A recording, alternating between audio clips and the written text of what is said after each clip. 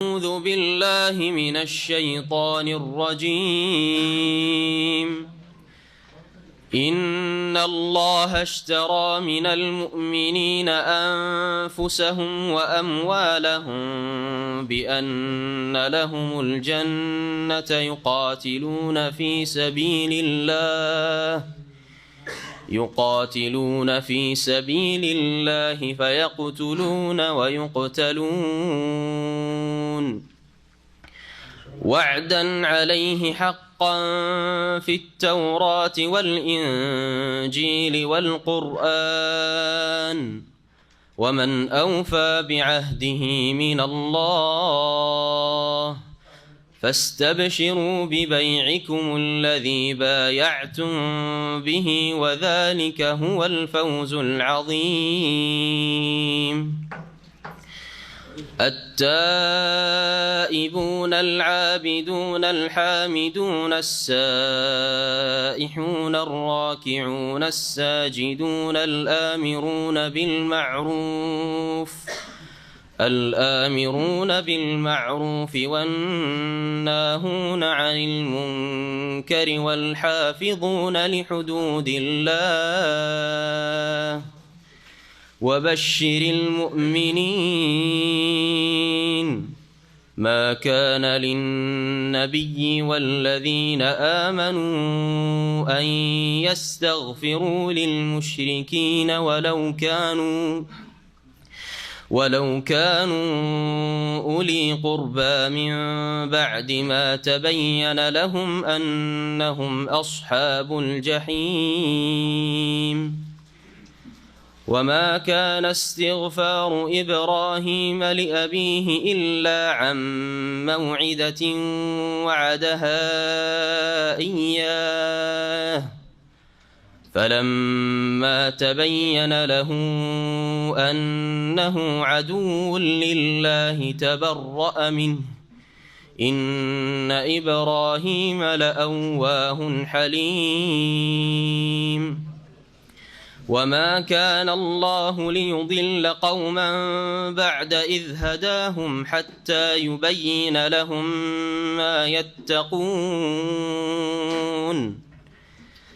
إن الله بكل شيء عليم.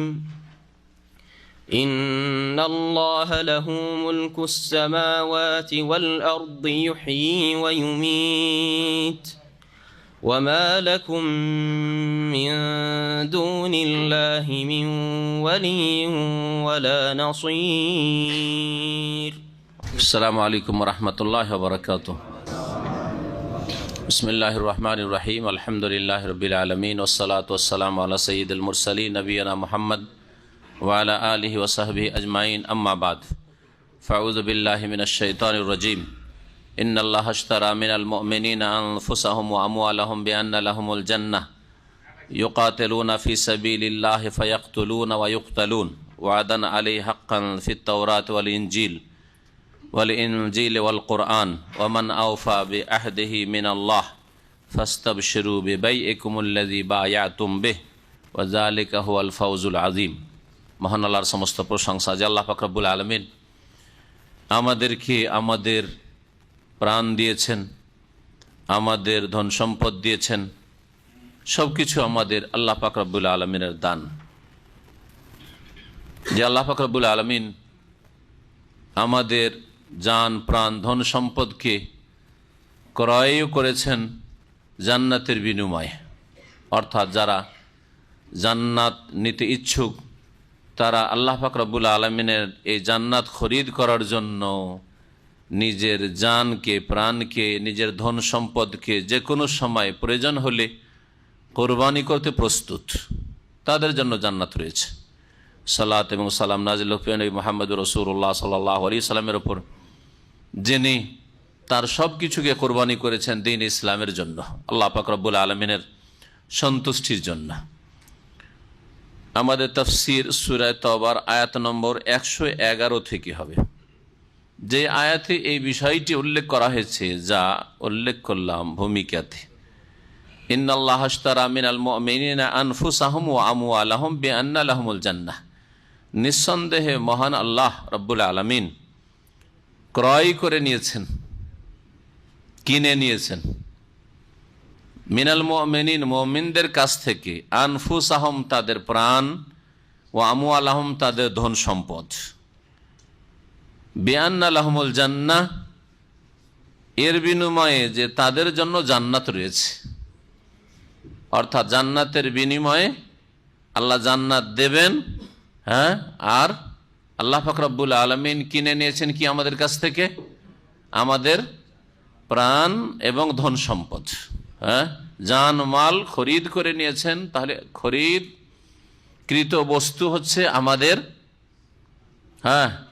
জান এবং মাল, আর মূল্য যেটা আল্লাহ পাক রব্বুল আলামিন পেমেন্ট করবেন সেটা হচ্ছে জান্নাত।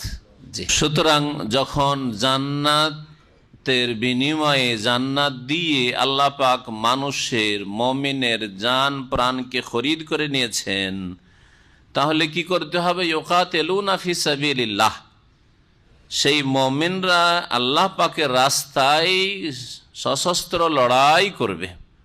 ইউকাতিলুন লড়াই করবে যখন আল্লাহ পাকের নির্দেশ হবে, অর্থাৎ কোরআন এবং হাদিসের আলোকে যখন আল্লাহর দ্বীনের জন্য আল্লাহ রাস্তায় লড়াই করা ফরজ হবে, তখন লড়াই করতে প্রস্তুত থাকবে। ফায়াকতুলুন, আর লড়াইয়ের ময়দানে গিয়ে হয় হত্যা করবে, ফায়াকতুলুন, ওয়ায়ুখতানুন, আর না হয় কি করবে? তারা নিহত হবে। অন্যদেরকে হত্যা করবে, আল্লাহর দুশমনকে, আর না হলে নিজেরাই কি হবে? আল্লাহ পাকের রাস্তায় নিজের জানকে কুরবানি করে দিবে, শাহাদাত বরণ করবে।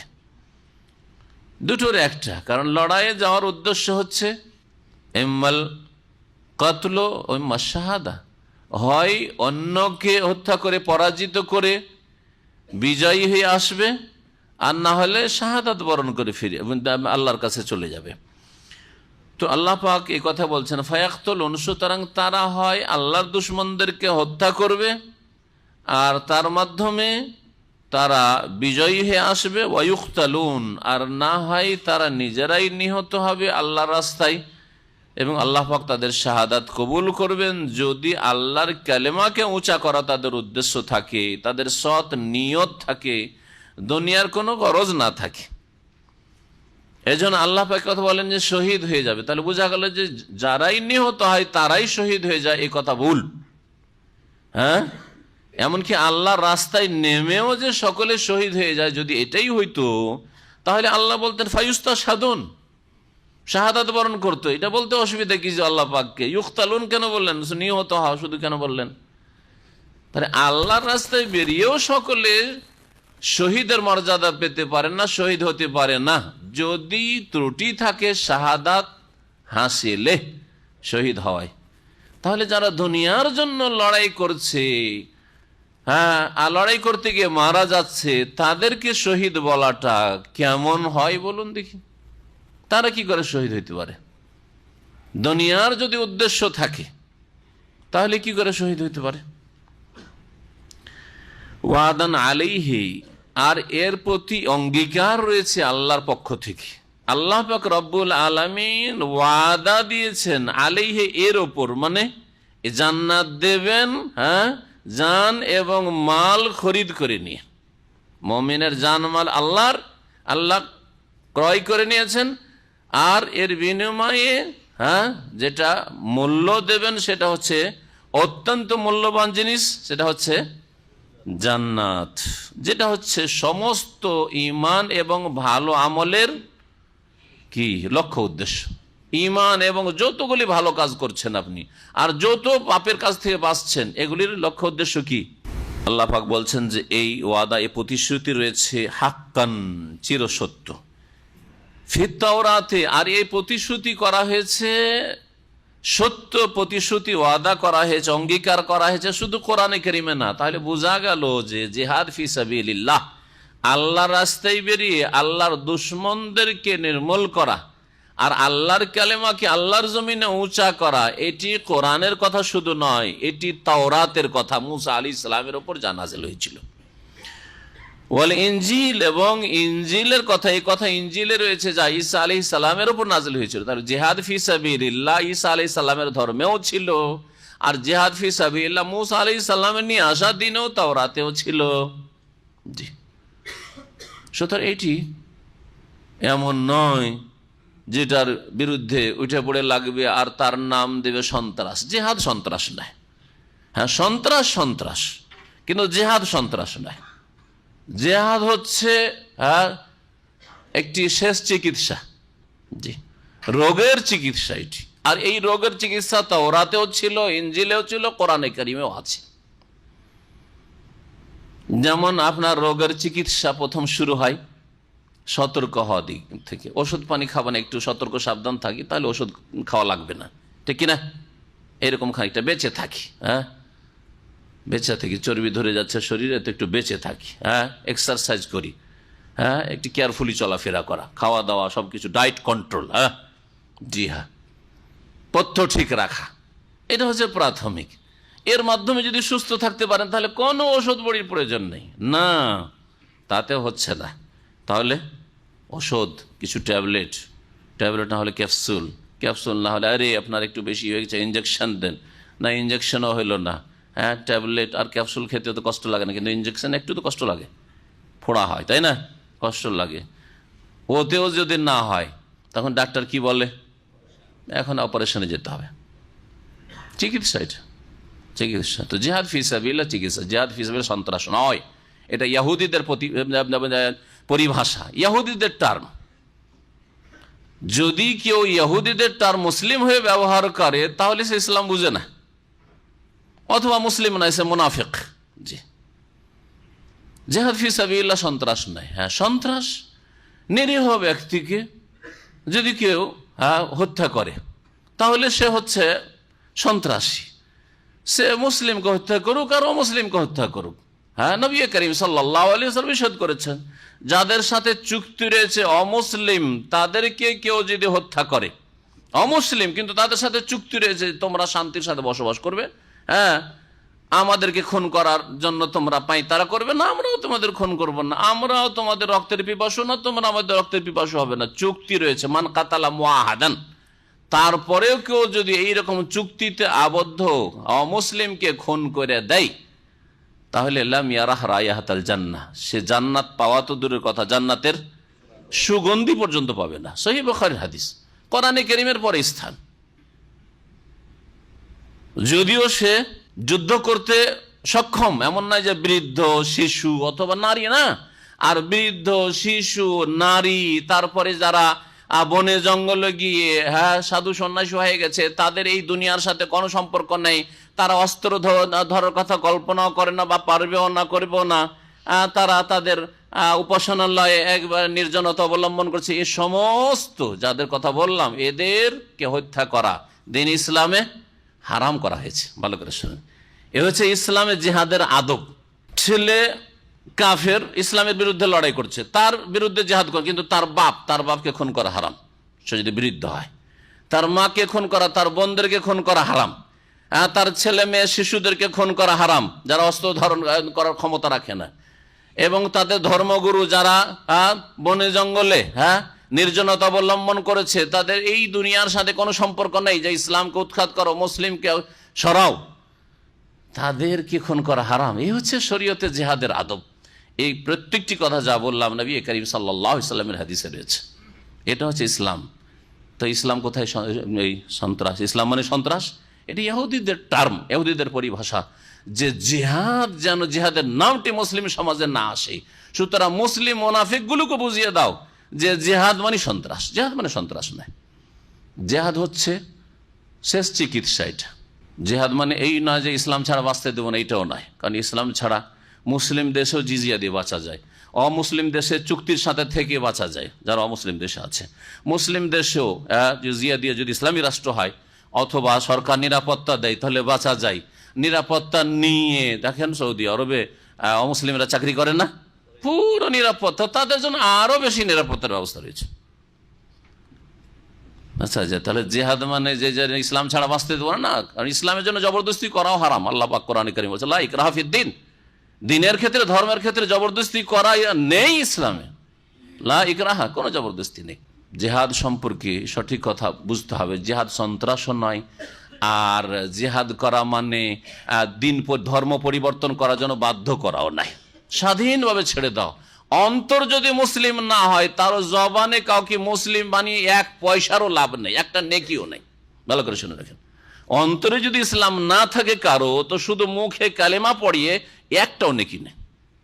নেকি যদি না হয় তো কেন মুসলিম বানাবো? তাহলে এরকম কোনো প্রয়োজন নেই। তাহলে যদি বল প্রয়োগ করে কাউকে মুসলিম বানানো হয়, তাহলে কোনো নেকির কাজ নাই। লা ইকরাহা ফিদ্দীনের জন্য বলা হয়েছে, এই জন্য বলা হয়েছে লাকুম দীনুকুম ওয়ালিয়া দীন, তোমাদের ধর্ম তোমরা করো, আমাদের দিন আমাদের জন্য। কিন্তু সন্ত্রাস কোনটি? হ্যাঁ, সন্ত্রাস অন্যায়ভাবে কাউকে হত্যা করলে, নিরীহ ব্যক্তিকে হত্যা করলে, নিরাপত্তা দিয়েছেন, বিশ্বাসঘাতকতা করেন, আশ্রয় নেওয়ার মেরে দিলেন। যেমন গুজরাটে হিন্দুরা করেছে, হিন্দু মুসলিমকে প্রতিবেশী আশ্রয় দিয়েছে বাড়িতে, আর তারপরে তাদেরকে ডেকে নিয়ে এসে বাইরের লোকে দিয়ে খুন করিয়ে দিয়েছে। হ্যাঁ, এগুলি হচ্ছে সন্ত্রাস, এগুলি হচ্ছে সন্ত্রাস। কোন মুসলিম করলেও সন্ত্রাস, আর কোন হিন্দু করলেও সন্ত্রাস, আর কোন ইহুদি খ্রিস্টান করলেও সন্ত্রাস। হ্যাঁ, সন্ত্রাসী মুসলিম জাতি শুধু হয় না, সন্ত্রাসী যে কোনো জাতি হইতে পারে, যে কোনো ধর্মের লোক হইতে পারে। তো আল্লাহ পাক রব্বুল আলামিন বলছেন যে এই জিহাদের কথা, আর এই জিহাদের ময়দানে এসে জান মালকে কুরবানি করতে প্রস্তুত থাকা। আর জিহাদের ময়দানে আল্লাহ যদি সুযোগ সুবিধা দেন, আর আল্লাহর নির্দেশ আমার ওপর ফিট হয়ে যায় যে এখন আল্লাহর হুকুম হয়ে গেছে, ফরজ হয়ে গেছে জিহাদ, তাহলে বেরিয়ে এসে জানমালকে কোরবানি করার জন্য প্রস্তুত থাকা, এটা হচ্ছে ফরজ কাজ। আল্লাহ জানমাল মুমিনের খরিদ করে রেখেছেন জান্নাতের বিনিময়ে। যদি জানমালকে কোরবানি করার জন্য প্রস্তুত থাকতে পারেন, তাহলে জান্নাত রয়েছে। না হলে এই পরিস্থিতিতে জান্নাত নেই, যখন জিহাদ ফরজ থাকবে তখন, না হলে জান্নাত নেই। এই জন্য প্রিয় নবী মুহাম্মদ রাসূলুল্লাহ সাল্লাল্লাহু আলাইহি ওয়াসাল্লামের সহিহ হাদিস হয়েছে, মান মাতা, কেউ যদি মারা যায় কোনো মুসলিম, ওয়ালাম ইয়াগজু, আর জিহাদে অংশ নিল না, ওয়ালাম ইউহাদ্দিস নাফসাহু বিল গাজওয়ি, আর কখনো জিহাদের কল্পনাও মনে আসলো না যে আল্লাহ যদি কখনো ফরজ করে দেন, আর কখনো যদি সুযোগ সুবিধা দিয়ে দেন, তো এতে আমি অংশ নেওয়ার জন্য প্রস্তুত রয়েছি বা থাকবো, এইরকম মন মানসিকতাও যদি না থাকে, জেহাদ বাস্তবেও জেহাদের সুযোগ সুবিধা আসলো না, করলো না কখনো, আর মনেও এইরকম কামনা বাসনা আকাঙ্ক্ষা নেই যে আল্লাহ সুযোগ দিলে নামবো আল্লাহর পথে, এইরকম কমপক্ষে যদি না থাকে, তো মাতা আলা শুবাতি মিন নিফাক, মুনাফিকির অবস্থায় মারা যাবে, মুসলিম হয়ে মারা যাবে, মুনাফিকের অবস্থায় মারা যাবে। তো বলছিলাম যে জিহাদ যদি শুধু কোরআনে থাকতো, তাহলে ইহুদি নাসারা বলতো যে সন্ত্রাস, তাওরাতেও রয়েছে, ইনজিলেও রয়েছে, কোরআনেও রয়েছে, এ তো আসমানি ধর্মীয় বিধান। এই আসমানি যতগুলি কিতাব নাযিল হয়েছে, আর আসমানি ধর্ম যত এসেছে, আর যত নবী রসুলগণ এসেছেন, হ্যাঁ, সে বনি ইসরায়েল তোমাদের নবীগুলি হোক, তারাও আমাদের নবী। আর যেই নবীকে তোমরা মানো না, শেষ নবী মুহাম্মদ রাসূলুল্লাহ সাল্লাল্লাহু আলাইহি ওয়াসাল্লাম, আমরা মানি, তাকেও মানি, আর সকল নবীকে মানি। সমস্ত নবী রসুলগণের বিধানে জিহাদ ফি সাবিলিল্লাহর হুকুম ছিল, বিধান ছিল। ওয়ামান আওফা বিআহদিহি মিনাল্লাহ, এবং আল্লাহর চাইতে বেশি কে ওয়াদা পুরা বেশি করতে পারে? আল্লাহ বলছেন ওয়ামান আওফা, আওফা এখানে ইসিম তাফজিল, হ্যাঁ, আওফা ফেল মাজি নয়। ওয়ামান আওফা বিআহদি, কে অধিক ওয়াদা পূর্ণকারী হতে পারে, মিনাল্লাহ, আল্লাহর চাইতে। আল্লাহ এই ওয়াদা করেছেন তাওরাতে, ইনজিলে, কোরআনে, সুতরাং এই ওয়াদা আল্লাহ পাক অবশ্যই পুরা করবেন যে আল্লাহর রাস্তায় জান মাল কোরবানি করার জন্য প্রস্তুত যদি থাকতে পারেন, তাহলে বেআন্না লাহুমুল জান্নাহ, জান্নাত নিশ্চিত রয়েছে। ফাস্তাবশিরু বিবাইইকুমুল্লাযী বায়াতুম বিহি, সুতরাং তোমরা আনন্দিত হও, খুশি হয়ে যাও। ইস্তাবশারা মানে খুশি হয়ে যাও, ফাফরাহু, তোমরা খুশি হয়ে যাও, বিবাইইকুম, তোমাদের এই ব্যবসায়। আল্লাহ পাক এটাকে ব্যবসা বলেছেন, আল্লাহর সাথে ব্যবসা। একদিকে ক্রেতাকে আল্লাহ পাক রব্বুল আলামিন, আর বিক্রেতাকে, বিক্রেতা হচ্ছে মুমিন। হ্যাঁ, মাল সামান কি? জানো মাল। আর মূল্যটা কি? রিয়াল না ডলার না বাংলাদেশি টাকা? জান্নাত। সুবহানাল্লাহ। টাকা পয়সা নাই যে তুমি জানমাল কোরবানি করতে পারলে তোমার পরিবারকে, হ্যাঁ, 10 মিলিয়ন দেব, 20 মিলিয়ন দেব, শেষ হয়ে যেতে পারে 10 মিলিয়ন 20 মিলিয়ন, কিন্তু জান্নাত খালিদিনা ফিহা, চিরকাল। ফাস্তাবশিরু, তোমরা খুশি হয়ে যাও, বিবাইয়িকুম, তোমাদের সেই ব্যবসায়ী, আল্লাযী বায়াতুম বিহি, যেই ব্যবসা তোমরা সম্পাদন করেছো আল্লাহ পাকের সাথে। ওয়া যালিকা হুয়াল ফাওজুল আযীম, আর এটাই হচ্ছে মহা সাফল্য। আর এই যে জান্নাত লাভ করাটি হচ্ছে সবচেয়ে বড় সফলতা। এর চেয়ে বড় কামিয়াবি আর কিছু হতে পারে না একজন মুমিনের জন্য। দুনিয়ায় যা হইলো হইলো, দুনিয়াতে যদি ইমানের অবস্থায় থেকে যায়, আর যদি দুঃখ থাকে, কষ্ট থাকে, তাতে যায় আসে না। কিন্তু দুনিয়ার সবচেয়ে বেশি সুখী যদি হন আর জান্নাত যদি হারিয়ে দেন, আখেরাতে না পান, তাহলে আপনার মতো জিরো মার্কা আর হতভাগা মরদুদ কেউ নেই। জাহান্নামে জ্বলতে হবে, কারণ তৃতীয় কোনো স্থান নেই। জান্নাত না পেলে জাহান্নামে যেতে হবে। আয়াতের তাফসীর তো করলাম, একটি কথা বলার বাকি আছে।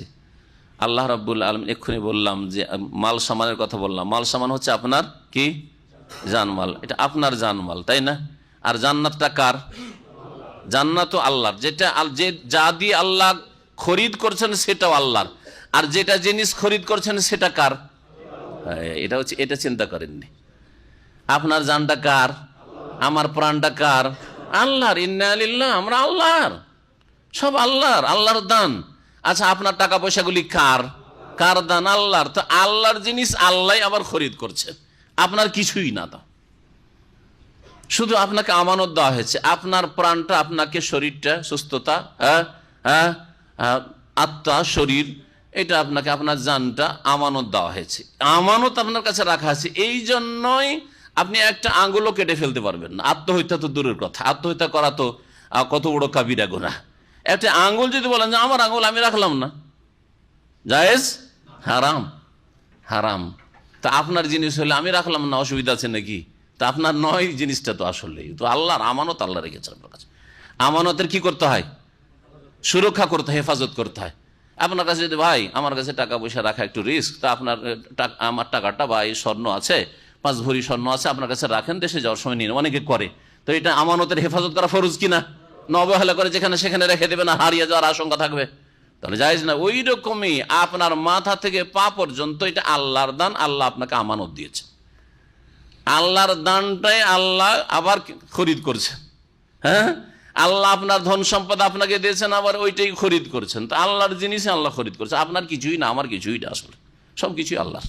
যারা এই শ্রেণীর মুমিন, জান এবং মাল আল্লাহর রাস্তায় কোরবানি করার জন্য প্রস্তুত, আল্লাহর সাথে এই ব্যবসা করতে পেরেছে, জান্নাত নেব আল্লাহ তোমার কাছে, আর আমার জান আর মাল তোমার রাস্তায় প্রস্তুত কোরবান হওয়ার জন্য, এদের 9টি গুণ আল্লাহ এর পরের আয়াতে 112 নম্বর আয়াতে উল্লেখ করেছেন। শোনেন 9টি গুণ কি কি। তাহলে মুমিন শুধু কোনো নামের নাম নয়, যে আমরা বা জাতির নাম না, যে আমরা জাতিতে মুসলিম। এই 9টি গুণ থাকতে হবে। এইরকম অনেক গুণই রয়েছে, কিন্তু এই গুণগুলি যদি থাকে তাহলে মোটামুটি সবগুলি গুণ চলে আসবে, এর অন্তর্ভুক্ত বাকি গুণগুলি হয়ে যাবে। আল্লাহ বলছেন যে এই মুমিনরা, যাদের সাথে আল্লাহ এই ব্যবসা করেছেন, তারা আত-তায়েবুন, তারা তওবাকারী হয়। ভুল করলে বিনা তওবাতে 1 ঘন্টাও পার হয় না, অশান্তির শেষ থাকে না, যে হাই কি করলাম, কি করে আমি মুক্ত হব, কি করে আমি বাঁচবো আল্লাহর আযাব থেকে। এই নয় যে আখিরাতের আযাব কখন হবে না হবে ও ধারের বিষয়, এখনই যে আল্লাহর আযাব আসতে পারে, আল্লাহর মার পড়তে পারে, অথবা নাই পড়ুক, আল্লাহ আমাকে সৃষ্টি করেছেন তার আদেশ নিষেধ মানার জন্য, ইবাদতের জন্য। আমি করলাম কি করলাম, কত বড় নাফরমানি করলাম আমি। জি, সাথে সাথে অনুতপ্ত হয়, লজ্জিত হয় এবং আল্লাহর দিকে ফিরে আসে। তারা তওবাকারী হয়, আল্লাহ অভিমুখী, আল্লাহর দিকে সংশোধন করে ফিরে আসে। আল আবেদনা, দ্বিতীয় গুণ হচ্ছে যে এই মুমিনরা যাদের সাথে আল্লাহ ব্যবসা করেছেন, এই ব্যবসা, তারা ইবাদতকারী হয়, আল্লাহর ইবাদত বন্দেগী করে। তাহলে ইবাদতবিহীন জীবন যাপন, আর প্রতিদিনের ইবাদত হচ্ছে ঈমানের সাথে, তৌহিদের সাথে 5 ওয়াক্ত নামাজ পড়া। 5 ওয়াক্ত নামাজই যদি ঘাটতি থাকে, তাহলে কি আপনি আল্লাহর সাথে ব্যবসা করেছেন? ব্যবসাই করেননি, আপনার সাথে আল্লাহ ব্যবসা করেন নাই। 4 ওয়াক্ত নামাজ পড়েন, ফজর পড়েন না, আপনার সাথে আল্লাহর জান্নাতের ব্যবসা নেই, যে জান্নাত দিয়ে আপনার জান আর মাল খরিদ করেছেন, আপনার সাথে আল্লাহর ব্যবসা হয়নি। আল্লাহর ব্যবসা করেছেন ইবাদতকারীর সাথে, আর প্রতিদিনের এবাদত যার ঠিক নাই সে এবাদতকারী নয়। আরে মৌসুমি সিজনাল এবাদত অমুসলিমরা করে। রবিবারে গির্জাতে চার্চে যায় খ্রিস্টানরা, শনিবারে ইহুদিরা যায়, আর 12 মাসে 13 পূজায় হিন্দুরাও যায়। আর আপনিও ওদের দেখা, জুমা পড়া ধর্মটা তো ঠিক ওদের কাছ থেকে নেওয়া। সপ্তাহে একটা দিন ধর্মশালাতে হাজির হইতে হবে, এটা তো অমুসলিমদের কাছ থেকে নেওয়া। এটা ইসলাম তো নয়। আসলে ইসলাম হচ্ছে যে 5 বার আল্লাহর মসজিদে হাজিরে দিতে হবে, এটা হচ্ছে ইসলাম। জি হ্যাঁ, আর তারপরে জুমা মসজিদে আসতে হবে জুমার দিনে। আসসালাওয়াতুল খামস অল জুমাতু ইলাল জুমাতে ওয়া রমাদানু ইলা রমাদান, নবী সাল্লাল্লাহু আলাইহি ওয়াসাল্লাম বলেছেন। শুরু করেছেন 5 ওয়াক্ত নামাজ দিয়ে। 5 ওয়াক্ত নামাজ, তারপরে প্রত্যেকটি জুমা, আর তারপরে প্রত্যেক রমজান। যদি এই কাজগুলি আদায় করতে পারেন তাহলে মুকাফফিরাতুন লিমা বাইনাহুন্না, এর মাঝে যে গুনাহগুলি হবে সেগুলি মাফ হয়ে যাবে, ক্ষমা হয়ে যাবে। এজাজতুনে বাতিল কাবায়েরও কিন্তু কাবিরা গুনাহ থেকে বাঁচতে হবে, জেনা থেকে, মদ থেকে, খুন করা থেকে, আর ডাকাতি থেকে, ছিনতাই থেকে, বেঈমানি থেকে, আল্লাহর হক নষ্ট করা, রাসূলের হক নষ্ট করা, শিরক থেকে, বিদআত থেকে, মানুষের হক নষ্ট করা, বাপ মায়ের হক নষ্ট করা, এই সমস্ত থেকে বাঁচতে হবে। এগুলো হচ্ছে কাবিরা গুনাহ, কাবিরা গুনাহ থেকে বাঁচতে হবে। জি হ্যাঁ, এ হচ্ছে এবাদতের জিন্দেগি। তো যাদের সাথে আল্লাহ ব্যবসা করেছেন তাদের দ্বিতীয় গুণ হচ্ছে তারা এবাদতকারী হয়। আল হামেদুনা, তারা প্রশংসাকারী হয়। আল্লাহ পাকের গুণগান করে, আল্লাহ পাকের প্রশংসা করে, আল্লাহ পাকের শুকরিয়া আদায় করে, না শুকরগুজার হয় না। আল্লাহ পাক দিয়েছেন, ওপর দিকে তাকা, নিচে তাকাবার তৌফিক হয় না, এরকম হয় না। আল্লাহ পাকের প্রশংসাকারী হয়। as-সায়েহুনা, এবং তারা সায়েহুনের তাফসীর সম্পর্কে মুফাসসিরিনগণের অনেক মতামত রয়েছে। যেটা প্রসিদ্ধ মত, as-সায়েহুন মানে as-সায়েমুন, তারা রোজাদার হবে, রোজা পালন করবে। রমজান মাসের ফরজ সিয়াম, রোজা পালন করবে, আর মাঝে মধ্যে সুন্নত নফল যে রোজাগুলি রয়েছে সেগুলি রাখার জন্য চেষ্টা করবে। সেগুলি রাখলে আরো ভালো, আরো ভালো, কিন্তু সেগুলি সম্পর্কে আল্লাহ জিজ্ঞেস করবেন না। বাকি কথা হলো রমজানের রোজা আল্লাহ অবশ্যই জিজ্ঞাসা করবেন, জবাব দিতে হবে আল্লাহ পাকের সামনে। জি, তো as-সায়েহুন মানে হচ্ছে as-সায়েমুন, এটা হচ্ছে প্রসিদ্ধ তাফসীর। ইমাম ইবনে কাসির রাহমাতুল্লাহ আলাইহি অন্যান্য তাফসীরকাররা উল্লেখ করেছেন। তবে এই সায়েহুনের শাব্দিক অর্থ কি? সাহা ইয়াসিহু, এই সূরারই প্রথম আয়াতগুলিতে বলি ফাসিহু ফিল আরযি 4 আশহুর, তোমরা 4 মাস ভ্রমণ করো। মক্কার আশেপাশের কাফেরদেরকে বা মক্কার কাফেরদেরকে বলা হয়েছে ফাসিহু, সাহা ইয়াসিহু থেকে। আচ্ছা, পর্যটককে কি বলে? আরবিতে কি বলে? উর্দুতেও বলে, এমন পর্যন্ত আরবি উর্দু দুটোতে সাইয়াহ কি বলে?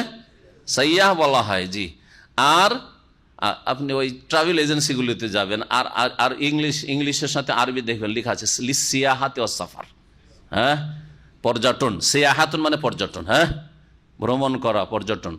তো সিয়াহাতুন থেকে, তাহলে সাহা ইয়াসিহ থেকে ইসিম ফাইলের জমার সেগা সায়েহুন, সায়েহুন এক বচন, আর সায়েহুনা বহু বচন, ভ্রমণ করে। তাহলে শাব্দিক অর্থ কি হলো? তাহলে মুমিন যাদের সাথে আল্লাহ এই জান্নাতের ব্যবসা করেছেন, জান্নাত দিয়েছেন, হ্যাঁ, যা জান্নাত হচ্ছে মূল্য, আর তাদের কাছ থেকে খরিদ করেছেন কি? হ্যাঁ, জানমাল খরিদ করেছেন, তারা ভ্রমণকারী হবে। তাহলে কি তাফসীর হবে? ভ্রমণ করা সওয়াবের কাজ। হ্যাঁ, ভ্রমণ করা 3 রকম। ভ্রমণ করা হচ্ছে 3 রকম। যারা পৃথিবীতে ভ্রমণ করে, যে যেখানে যাক না কেন, 3-এর 1-এ পড়বেই। হয় সেটা নেকির কাজ, আর না হলে সেটা বৈধ কাজ, জায়েজ কাজ, নেকিও নেই, গুনাহও নেই, আর না হলে হারাম কাজ, পাপের কাজ। এই 3-এর মধ্যে পড়বে। যেগুলো নেকির কাজ, কিছু ফরজ আছে আর কিছু মুস্তাহাব সুন্নত আছে। জি, নেকি 2 রকম, ফরজটাও নেকির কাজ আর সুন্নত মুস্তাহাবটাও। তাহলে কিছু সফর আছে করা ফরজ, কিছু সফর আছে করা সুন্নাত, আর কিছু সফর আছে সুন্নাত নয় আর হারামও নয়, জায়েজ, করলেও কোনো গুনাহ নেই আর না করলেও কোনো গুনাহ নেই। যেমন একটু শখ হলো যে চলো রাজধানী রিয়াজ দেখে আসি। সৌদি আরব আছি এতদিন, রাজধানী রিয়াজটা কোনোদিন দেখিনি, থাকি দামামে দেখে আসি। যে কি নেকি পাবেন? একটা নেকিও নেই। নেকি আছে নাকি? কোনো নেকি নেই। গুনাহ আছে? একটা গুনাহও নেই। যদি ওখানে গিয়ে কোনো গুনাহ না করেন তাহলে কোনো গুনাহও নেই।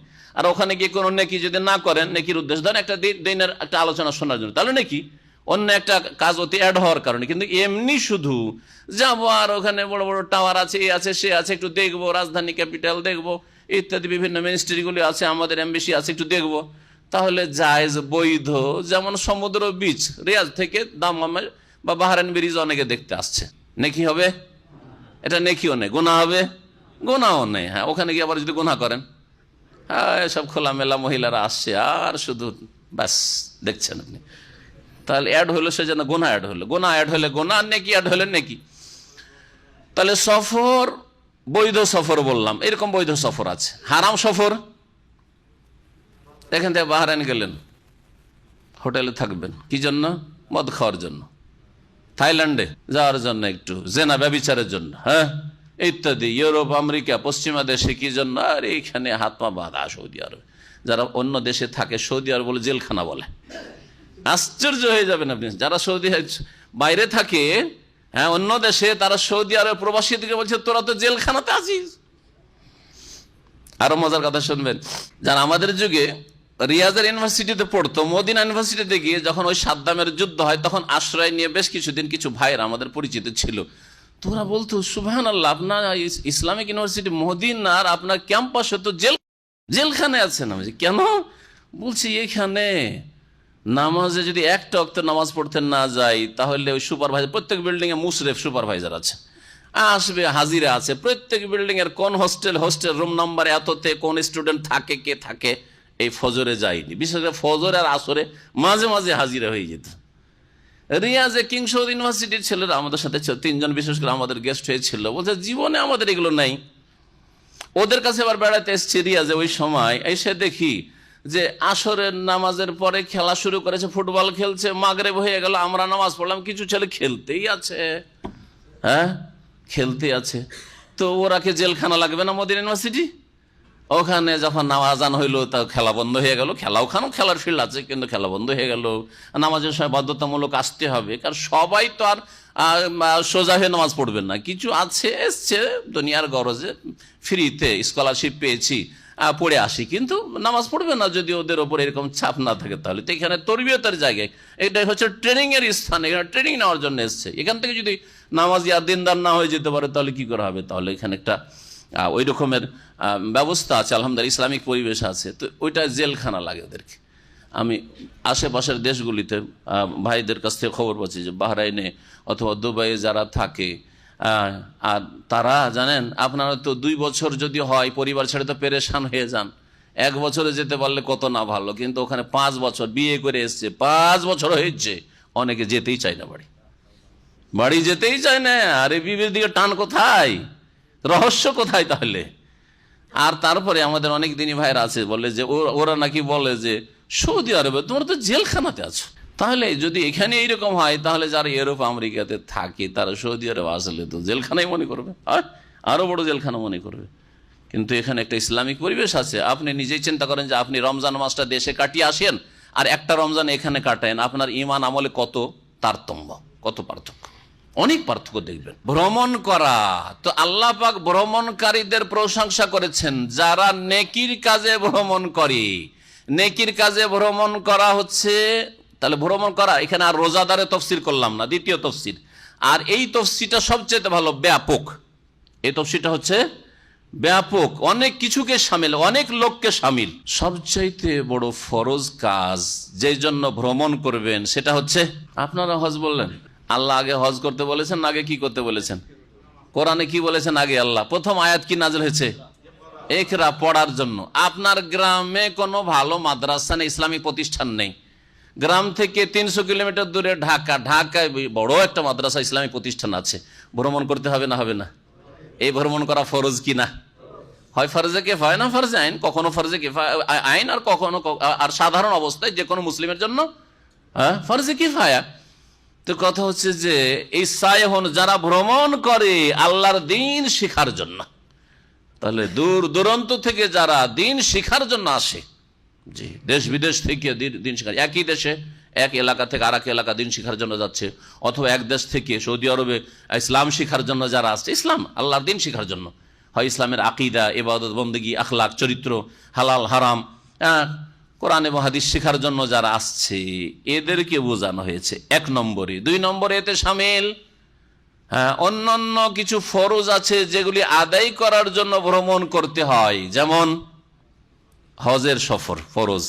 জীবনে ওমরা একবার করা অনেকের কাছে ফরজ, আর কারো কাছে সুন্নাতে মুআক্কাদা। কিন্তু সহি হচ্ছে যে জীবনে একবার না, যেমন হজ করা ফরজ তেমন একবার উমরা করাও ফরজ। যদি উমরা হজের সাথে করে নেয়, হজে তামাত্তু বা কেরানে একসাথে, তাহলে এক সফরই দুটোই ফরজ আদায় হয়ে গেল। আর যদি কেউ হজে তামাত্তু বা কেরান না করে, তাহলে আলাদা করে ওকে একবার উমরার সফর করা ফরজ, মনে রাখবেন। জি, তো এ হচ্ছে আসাইহুন, যারা ভ্রমণ করে নেকির কাজের জন্য।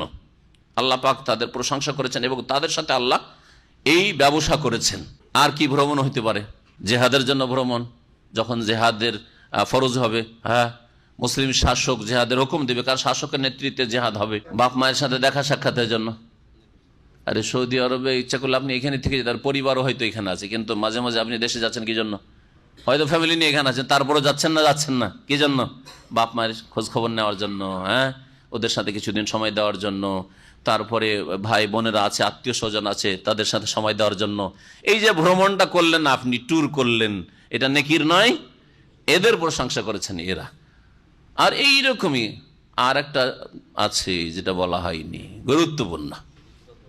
জেহাদ সব সময় নেই, আপনার হাতে নেই, কারণ জেহাদের জন্য শাসক নির্দেশ না দিলে হচ্ছে না। কিন্তু দিনের দাওয়াতের কাজ, দাওয়া ইলা আল্লাহ, আল্লাহর দিকে মানুষকে ডাকার জন্য আপনার এলাকায় আপনি দাওয়াতের কাজ করলেন, আর আপনার এলাকাতে মাশাআল্লাহ করছেন, কিন্তু মাঝে মধ্যে আপনি অন্য অন্য এলাকাতেও যাবেন দিনের দাওয়াত দেওয়ার জন্য, আপনি সায়েহুনদের অন্তর্ভুক্ত। তারা, হ্যাঁ, তাহলে এলেম শিখার জন্য, দিনের দাওয়াত দেওয়ার জন্য, জিহাদ ফিসাবিল্লাহর জন্য, হজের জন্য, উমরার জন্য, মাতা পিতার সাথে তাদের সেবার জন্য বা তাদের খোঁজ খবর নেওয়ার জন্য, আত্মীয় স্বজনের সাথে যোগাযোগ রাখার জন্য, সিলাতুল আরহাম, হ্যাঁ, যে আত্মীয়তার সম্পর্ককে সুন্দর করার জন্য এইরকম যে সফরগুলি করলো, জি, দিনের খাতিরে, দিনের উদ্দেশ্যে যে সফরগুলি করলো, এই সফরকারীদের সাথে আল্লাহ পাক রব্বুল আলামিন ব্যবসা করেছেন, এদের প্রশংসা করেছেন। 4 নম্বর গুণ ছিল, তাই না এটা? আর রাকিউনা, রুকুকারী। তাহলে আর একটা কথা বলিনি, সায়েহুন মানে হচ্ছে শাব্দিক অর্থ হচ্ছে ভ্রমণ করা। তো রোজা দিয়ে কেন মুফাসসিররা তাফসীর করলেন? এর সাথে আবার কি সম্পর্ক? এই তাফসীর সালাফে সালেহ, সাহাবায়ে কেরাম, তাবেঈন থেকে বর্ণিত হয়ে এসছে, এক কথা। 2 নম্বর কথা, শব্দের অর্থের সাথে ভাব অর্থের বা তাফসীরের সম্পর্ক আছে। ভ্রমণ করলে সফরে আরাম লাগে না কষ্ট হয়? কষ্ট হয়। রোজা রাখলে আরাম লাগে না কষ্ট হয়? রোজাতেও কষ্ট রয়েছে আর সফরেও কষ্ট রয়েছে। নবী কারীম সাল্লাল্লাহু আলাইহি ওয়াসাল্লাম বলেছেন, আস-সাফারু কিতআতুম মিনাল আযাব, সফর হচ্ছে আযাবের একটা টুকরো অংশ। সুতরাং যখন সফরের কাজ তোমাদের সমাপ্ত হয়ে যাবে, তখন তাড়াতাড়ি দ্রুত বাড়ি ফিরে আসিও। সফরে কত যে আরামের বিছানায় আর হোটেলে রেখেছে, কিন্তু ভালো ঘুম হয় না। 5 স্টার হোটেলে ভালো ঘুম হয় না, আর বিছানায় যখন আসি, পুরাতনও যদি থাকে, আস্তে আস্তে সাথে সাথে ঘুম ধরে না। হ্যাঁ, জি। সায়েহুন, তাহলে সায়েহুনের তাফসীর রোজাদার কেন করেছেন তারও রহস্য পেলেন। আর রাকিউন, যারা রুকুকারী হবে, তাহলে বোঝা গেল রুকু করা একটি গুরুত্বপূর্ণ ইবাদত। সুতরাং এটি আল্লাহ ছাড়া কারো সামনে করা যাবে। নামাজের রুকু যেমন আল্লাহর জন্য, বাইরে কারো সামনে ঝুঁকবেন না। হ্যাঁ, প্রণাম করার জন্য ঝুঁকা, এই ঝুঁকা হিন্দুদের ঝুঁকা, অথবা মুসলিমদের কদম বসির ঝুঁকা, পায়ে চুমা দেওয়ার জন্য ঝুঁকা। জি, কদম বসির ঝুঁকা, হিন্দুরা বলে পায়ের ধুলো নেওয়া, আর মুসলিমরা বিদাতিরা বলে কদম বসি করা। এটা হচ্ছে রুকু করা, জায়েজ নয়, এটা আল্লাহর হক। এইভাবে ঝুঁকবেন না। সালাম করা, সোজা হয়ে সালাম করে, অনেকে সালাম করে বিদাতি সালাম, সালাম আলাইকুম, এটা হচ্ছে ঝুঁকা। রুকু হলো না? রুকু মানে তো ঝুঁকে যাওয়া, রাকায় আর মানে ঝুঁকে যাওয়া। তো সালাম করতে এসে একজন বড় ব্যক্তির সাথে সালাম করছে, সালাম আলাইকুম, এরকম করে কেন সালাম করবেন? আরে সালাম আলাইকুম, সোজা হয়ে সালাম করবেন আপনি। হ্যাঁ, তারপরে সালাম করে এই বুকে লাগাচ্ছেন 2 হাত, কেন এইসব করছেন আপনি? হ্যাঁ, অথবা সালামটা করার পর করছেন হাত খান। এই কয়েকদিন আগে এক ভাই দেশে যাবে ছুটি, আর তো আমার সাথে সালাম করে, কি কালকে না পরশু দেখা হইলো, ওর সাথে কালকে ছুটি গেছে, সালাম করে, বয়স্ক লোক, আমার সাথে বয়স কম হবে না, তারপরে সালাম করে ঝুঁকে, আর তারপরে মুখে হাত দিতে যাবে, সেটা কি? হ্যাঁ, জায়েজ না, এটা জায়েজ নাই। এই জায়েজ নাই কথাগুলি সহি আকীদার আলেম বলবে, আর বিদাতি আকীদার লোক এগুলো পছন্দ করবে। ওতেই বুঝতে পারবেন যে কে সহি আকীদার আলেম, কে বিদআতি আলেম। জি, ওকে ভালো লাগবে যে আমার অধিক ভক্তি হচ্ছে, আরে তো আমি তো কি হয়ে গেছি, কি না হয়েছি। ও এই স্বপ্নের জগতে ও উঠছে এখন যে আমি অনেক কিছু হয়ে গেছি, কারণ আমার সামনে লোকেরা ঝুঁকে সালাম করছে। কিন্তু সহি আকীদার আলেম পছন্দ করবে না এটা। আসাজেদুন, আর তারা আল্লাহকে সেজদাকারী হবে, কবর মাজারে সেজদাকারী হবে না, দুর্গাকে সেজদা করবে না, দরগাকে সেজদা করবে না, হ্যাঁ কোনো জায়গায় সেজদা করবে না, কোনো কাউকে সেজদা করবে না আল্লাহ ছাড়া। আসাজেদুন, তারা সেজদাকারী হবে। আর নামাজের ভিতরে কি হয়? রুকু হয়, সেজদা হয়। নামাজের ভিতরে রুকু সেজদা হয় বিশেষ করে, তাই না? এই রুকু সেজদা অবশ্যই করতে হবে। আরে বাইরে সেজদা, সিজদায় তেলাওয়াত, ধরেন তেলাওয়াতের সেজদা সুন্নাত, সেজদায় শুকর সুন্নাত মুস্তাহাব, কিন্তু নামাজের সেজদা ফরজ, তাই না? তাহলে বোঝা গেল যে আল্লাহ যাদের সাথে ব্যবসা করেছেন তারা রুকুকারী, সেজদাকারী, মানে তারা হচ্ছে নামাজি। বেনামাজির সাথে জান্নাতের ব্যবসা আল্লাহর হয় নাই, বেনামাজিদের সাথে জান্নাতের ব্যবসা হয় নাই। আল আমিরুনা বিল মারুফ, আর যারা ভালো কাজে নির্দেশ দান করে থাকে, ওয়ান্নাহুন আনিল মুনকার, আর অন্যায় কাজে বাধা দিয়ে থাকে। কত নম্বর হইল? 8 হয়ে গেল। ভালো কাজের নির্দেশ দেবেন, এর 3টা স্তর রয়েছে। কে বলতে পারেন? 3টা স্তর কি? ওপর থেকে বলেন। 3টা স্তর কি কি? শক্তি থাকলে, ক্ষমতা থাকলে বল প্রয়োগ করে বাধা দেওয়া, বল হাত দিয়ে মানে বল প্রয়োগ করে বাধা দেওয়া। শক্তি থাকা মানে কি? গায়ে শক্তি থাকলেই হবে? আপনি দেখছেন যে এই লোকটা হ্যাংলা পাতলা আছে আর আমি আছি একটু মোটা সোটা আছি, সুতরাং এই যে একে নামাজ পড়তে বলবো বাই ফোর্স, যদি নামাজ না পড়ে একে ধাক্কা দিয়ে মসজিদে নিয়ে যাবো, এটা এর মানে বোঝায় শক্তি থাকা না? আইনত শক্তি থাকতে হবে, আইনত আপনার কাছে শরীয়তগত শক্তি থাকতে হবে। সেটা হচ্ছে আপনি কি দেশের শাসক, অথবা ডিস্ট্রিক্টের শাসক, অথবা এলাকার আপনি চেয়ারম্যান, যে আপনি হচ্ছে সরকারের প্রতিনিধি, হ্যাঁ, অথবা সৌদি আরবের প্রেক্ষাপটে এখানে কি আপনি হাইয়ার, এই চাকরি করা যায় যে হাইয়ার অফিস, হাইয়ার আপনি একজন কর্মকর্তা, তাহলে বাই ফোর্স আপনি নামাজ পড়তে নিয়ে যাবেন। আইনের ক্ষমতা আপনার হাতে আছে। জি হ্যাঁ, আইনের ক্ষমতা। জি, আর এই না যে গায়ের ক্ষমতা। গায়ের ক্ষমতা দিয়ে আপনি হয়তো ভাবলেন যে এই হ্যাংলা পাতলা আছে, একে ধাক্কা দিয়ে মসজিদে নিয়ে যাবি না তুই, দেখা গেল যে বেনামাজির পাল ভারী, হ্যাঁ তাড়াতাড়ি করে একবারে 25-50 বেনামাজি সাহার, আরে কি হয়েছে রে, কি হয়েছে রে, জবরদস্তি নামাজ পড়াবে, তোমার ধর্ম দিল মায়ের আপনাকে, কি করবেন এখন আপনি, কি করবেন আপনি? তাহলে বোঝা গেল যে শুধু গায়ের শক্তি বোঝানো হয়নি, মানে এখানে হচ্ছে আইনগত ক্ষমতা থাকতে হবে। আইনের ক্ষমতা বড় একটি ক্ষমতা। আল্লাহ পাক যাদেরকে নিয়ামত দান করেছেন তাদের হিসাবও খুব বেশি। তারা যদি এই আইনের ক্ষমতা পেয়ে আর শাসন ক্ষমতা পেয়ে দ্বীন ইসলামকে প্রতিষ্ঠা করার চেষ্টা না করে, তো তাদের হিসাবও বড় কঠিন রয়েছে আল্লাহ পাকের কাছে। আল্লাহ পাকেরকে ভয় করা উচিত তাদেরকে। আল্লাহ পাক তাদের জন্য সঠিক পথে চলার তৌফিক দান করেন। ওয়ান্নাহুন আনিল মুনকার, বলছিলাম যে 3টি স্তর, তো একটা বল প্রয়োগ করা হইলো, আর দ্বিতীয় মুখে বলা, কথার দ্বারা বলা যাবে, সব জায়গায় বলা যাবে। ভালো ভাষায়, খারাপ ভাষায় বলা যাবে না। আবার খারাপ ভাষায় যেখানে সেখানে মার খেতে হবে বললেন। যদি আপনি কর্কশ ভাষায় বললেন তাহলে যেখানে সেখানে মার খেতে হবে, বোঝা গেছে? আর আপনার কথাতে কোনো ফলো হবে না। কিন্তু ভালো ভাষা দিয়ে একটু অমুসলিমকে বলা যাবে। অমুসলিমকে ইসলামের দাওয়াত দিতে অসুবিধা কি আছে? যে আপনি তো নিজের ধর্মটা করছেন, আমাদের ধর্মটা একটু পড়ে শুনে দেখেন, পড়তে অসুবিধার কোনো বাধা আছে? পড়ে দেখেন, ভালো লাগলে আপনি গ্রহণ করবেন, না হলে ছেড়ে দেবেন। কিন্তু আপনার একটা নলেজ হইলো, এটা বললে কোনো অসুবিধা আছে নাকি? খেয়ে নেবে আমাকে? না, কখনো না। এটা ইসলামের দাওয়াত কথার দ্বারা। আপনি যদি একবারে সংখ্যালঘু থাকেন তারপরে বলতে পারবেন এই কথাটি, কিন্তু ভালো ব্যবহারের সাথে আপনার আখলাক, চরিত্র, ব্যবহার, আপনার সম্পর্কে যদি তার কাছে খারাপ রিপোর্ট থাকে তা আপনার ভালো কথা শুনবেন না। তাহলে আপনার আখলাক, চরিত্র দিয়ে প্রথম আগে ইসলামের দাওয়াত দিতে হবে। আপনি যদি তার সাথে আমানতের খেয়াল না রাখেন, আপনার ভাষা খারাপ, আপনার চরিত্র খারাপ, আর আপনি যদি বলেন ইসলাম কবুল করো, তোমার কোন ইসলাম কবুল করো? তুমি তো নিজেই খারাপ। তোমাকে এই ইসলাম এগুলা শিখিয়েছে, এইসব শিখিয়েছে তোমাকে, বলবে কি বলবে না? যার ফলে সবচেয়ে বড় ফলপ্রসূ দাওয়াত হচ্ছে অমুসলিমদের জন্য বা অসৎ লোকদের জন্য উত্তম চরিত্র।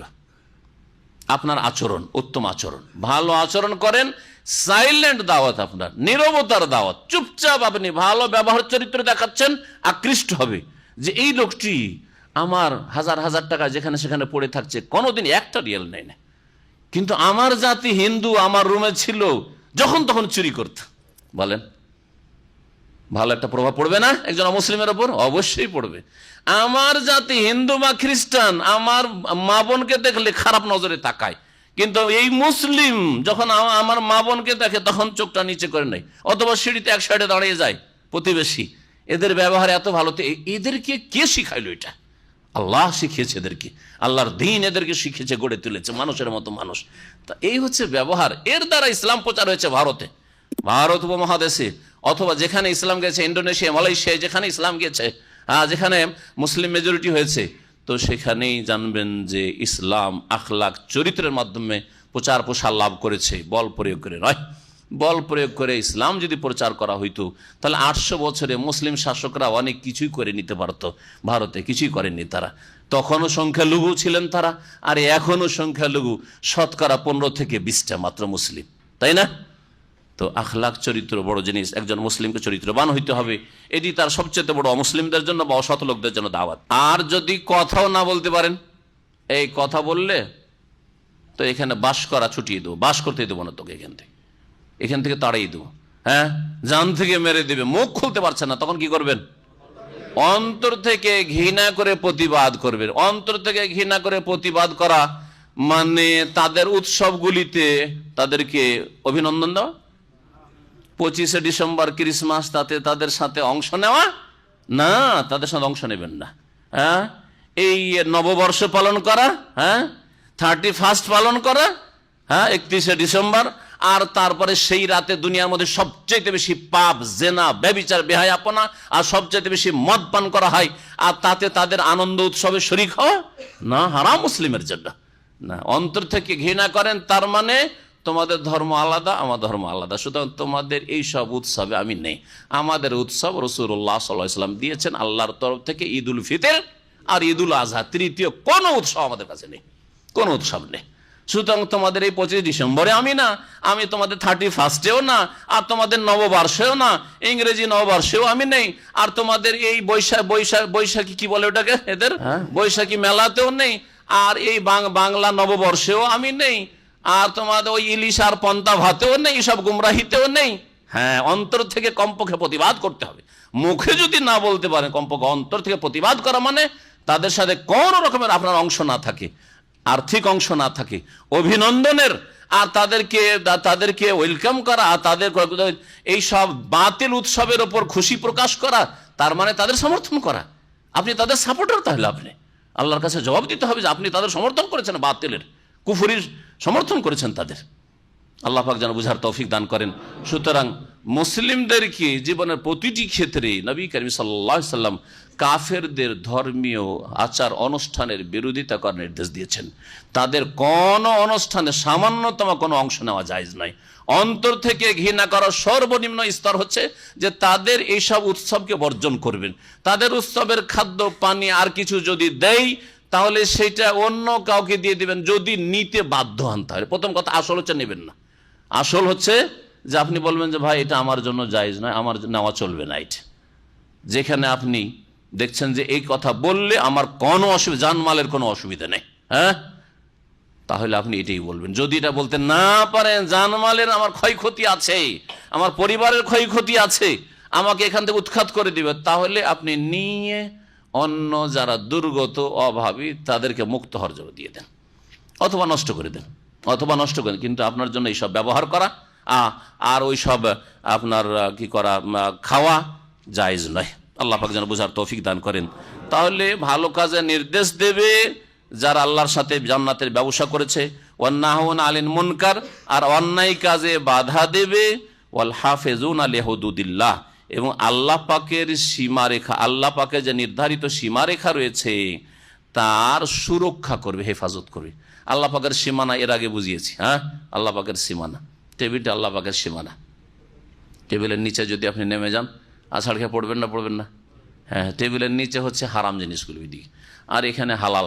এর মধ্যে ফরজ আছে, ওয়াজিব আছে, সুন্নত আছে, মুস্তাহাব আছে, হালাল আছে, জায়েজ আছে। এগুলি করেন আপনি, এখানেই ঘোরাফেরা করেন, এর বাইরে যাবেন না। বাংলাদেশ একটি বড় দেশ, বাংলাদেশের ভিতরে থাকেন, বর্ডার পার করে গেলে একদিকে হয়তো বর্মা ঢুকবেন, না হয় আপনি ত্রিপুরায় ঢুকবেন, আর না হয় আসামে ঢুকবেন, আর না হয় পশ্চিমবঙ্গে ঢুকবেন, অন্য দেশে ঢুকবেন, আসামি হবেন না?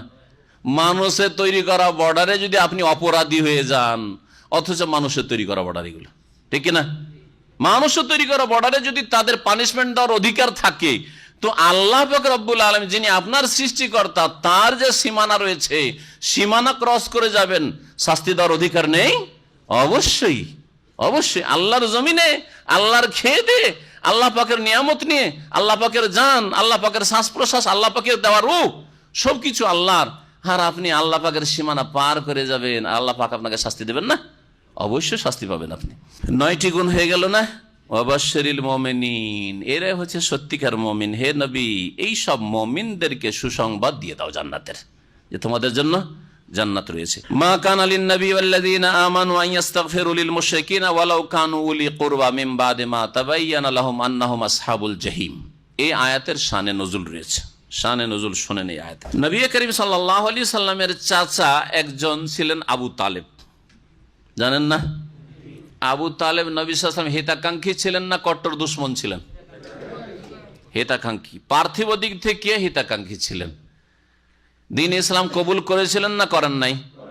করেন নাই। কিন্তু নবী সাল্লাল্লাহু আলাইহি ওয়াসাল্লামের খুব হিতাকাঙ্ক্ষী ছিলেন, জানে প্রাণে নবী সাল্লাল্লাহু আলাইহি ওয়াসাল্লামের যাতে করে কোনো কেউ ক্ষয়ক্ষতি না করতে পারে, নবী সাল্লাল্লাহু আলাইহি ওয়াসাল্লামকে একটা মন্দ কথা কেউ বলতে যেন সাহস না করে, এই তার আপ্রাণ চেষ্টা ছিল সারা জীবন। কিন্তু আল্লাহ হেদায়েত নসিব করেনি, আল্লাহ পাকের হিকমত রয়েছে। চেষ্টা সে করেনি, আল্লাহ তৌফিকও দেননি। চেষ্টা করলে তৌফিক হয়, এই বিষয়ে সে চেষ্টা করেনি। কিন্তু চাচা ভাতিজা হিসেবে ভাতিজার মায়া করেছে, আর ভাতিজার সে জানে প্রাণে যতটুকু পারে ভালো করার চেষ্টা করেছে। সুতরাং তাকে সবচেয়ে হালকা আযাব জাহান্নামে দেওয়া হবে।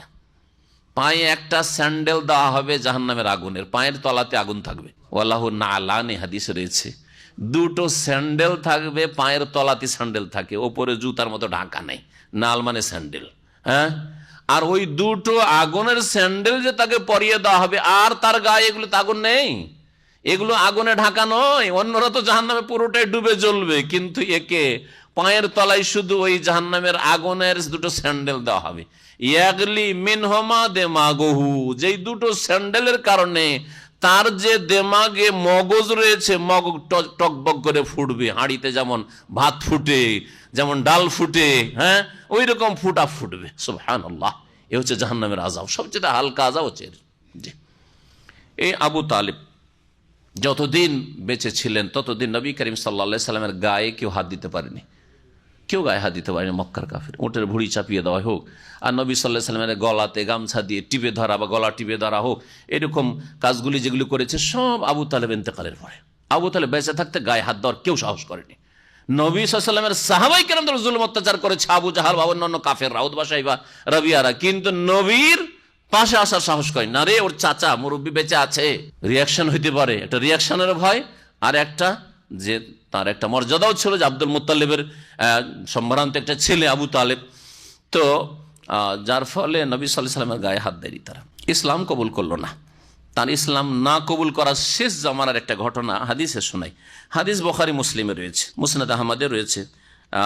মুসাইয়িব, সাঈদ ইবনে মুসাইয়িব তার পিতা মুসাইয়িব থেকে বর্ণনা করছেন রাদিয়াল্লাহু আনহুম, হাজারাত আবা তালেবিনিল ওয়াফাত, আবু তালেবের মৃত্যুর মুহূর্ত ঘনিয়ে আসলো।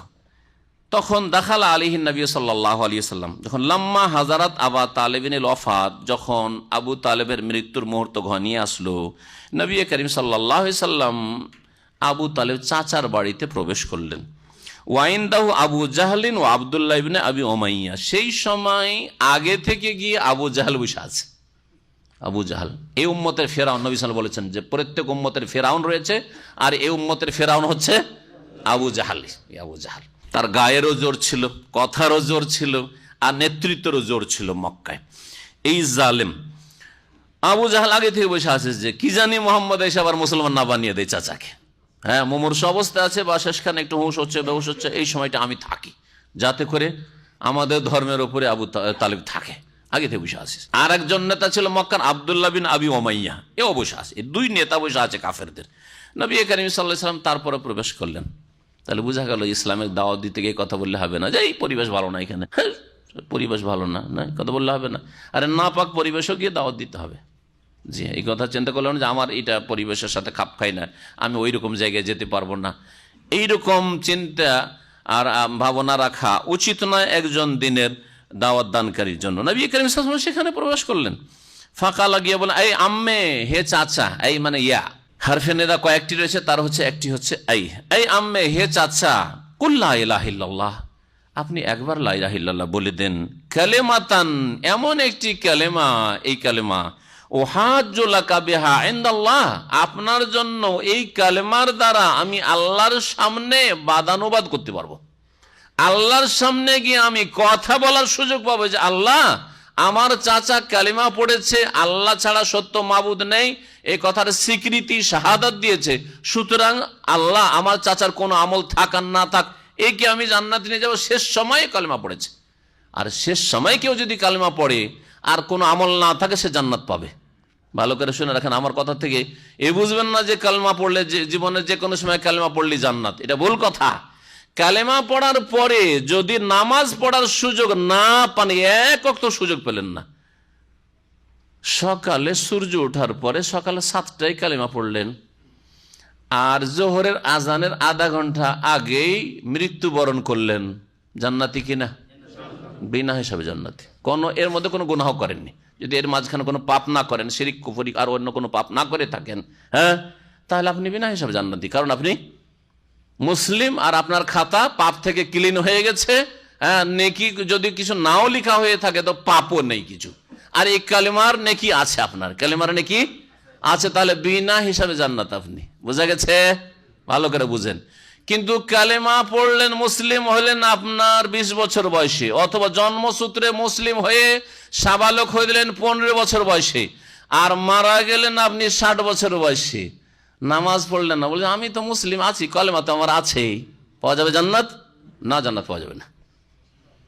কারণ আল্লাহ আপনাকে অনেকটা সুযোগ দিয়েছেন, যার মাঝে আপনার 5 ওয়াক্ত নামাজ অনেকবারই ফরজ হয়েছে, অনেক দিন ধরে 5 ওয়াক্ত নামাজ আপনার ফরজ থেকেছে, অনেক রোজা ফরজ থেকেছে, জাকাত ফরজ হয়েছে, হজ ফরজ হয়েছে, আর যদি মহিলা হয় তো হেজাব পর্দা ফরজ হয়েছে, আপনি অনেক পাপ করেছেন, অনেক ফরজ ছেড়েছেন, সুতরাং আপনাকে এগুলোর হিসাব দিতে হবে। জি। আর নামাজ ছাড়লে মুসলিম থাকে না, নামাজ ছাড়লে মুসলিম থাকে না, দুটোতে পার্থক্য বুঝতে পারলেন? জি।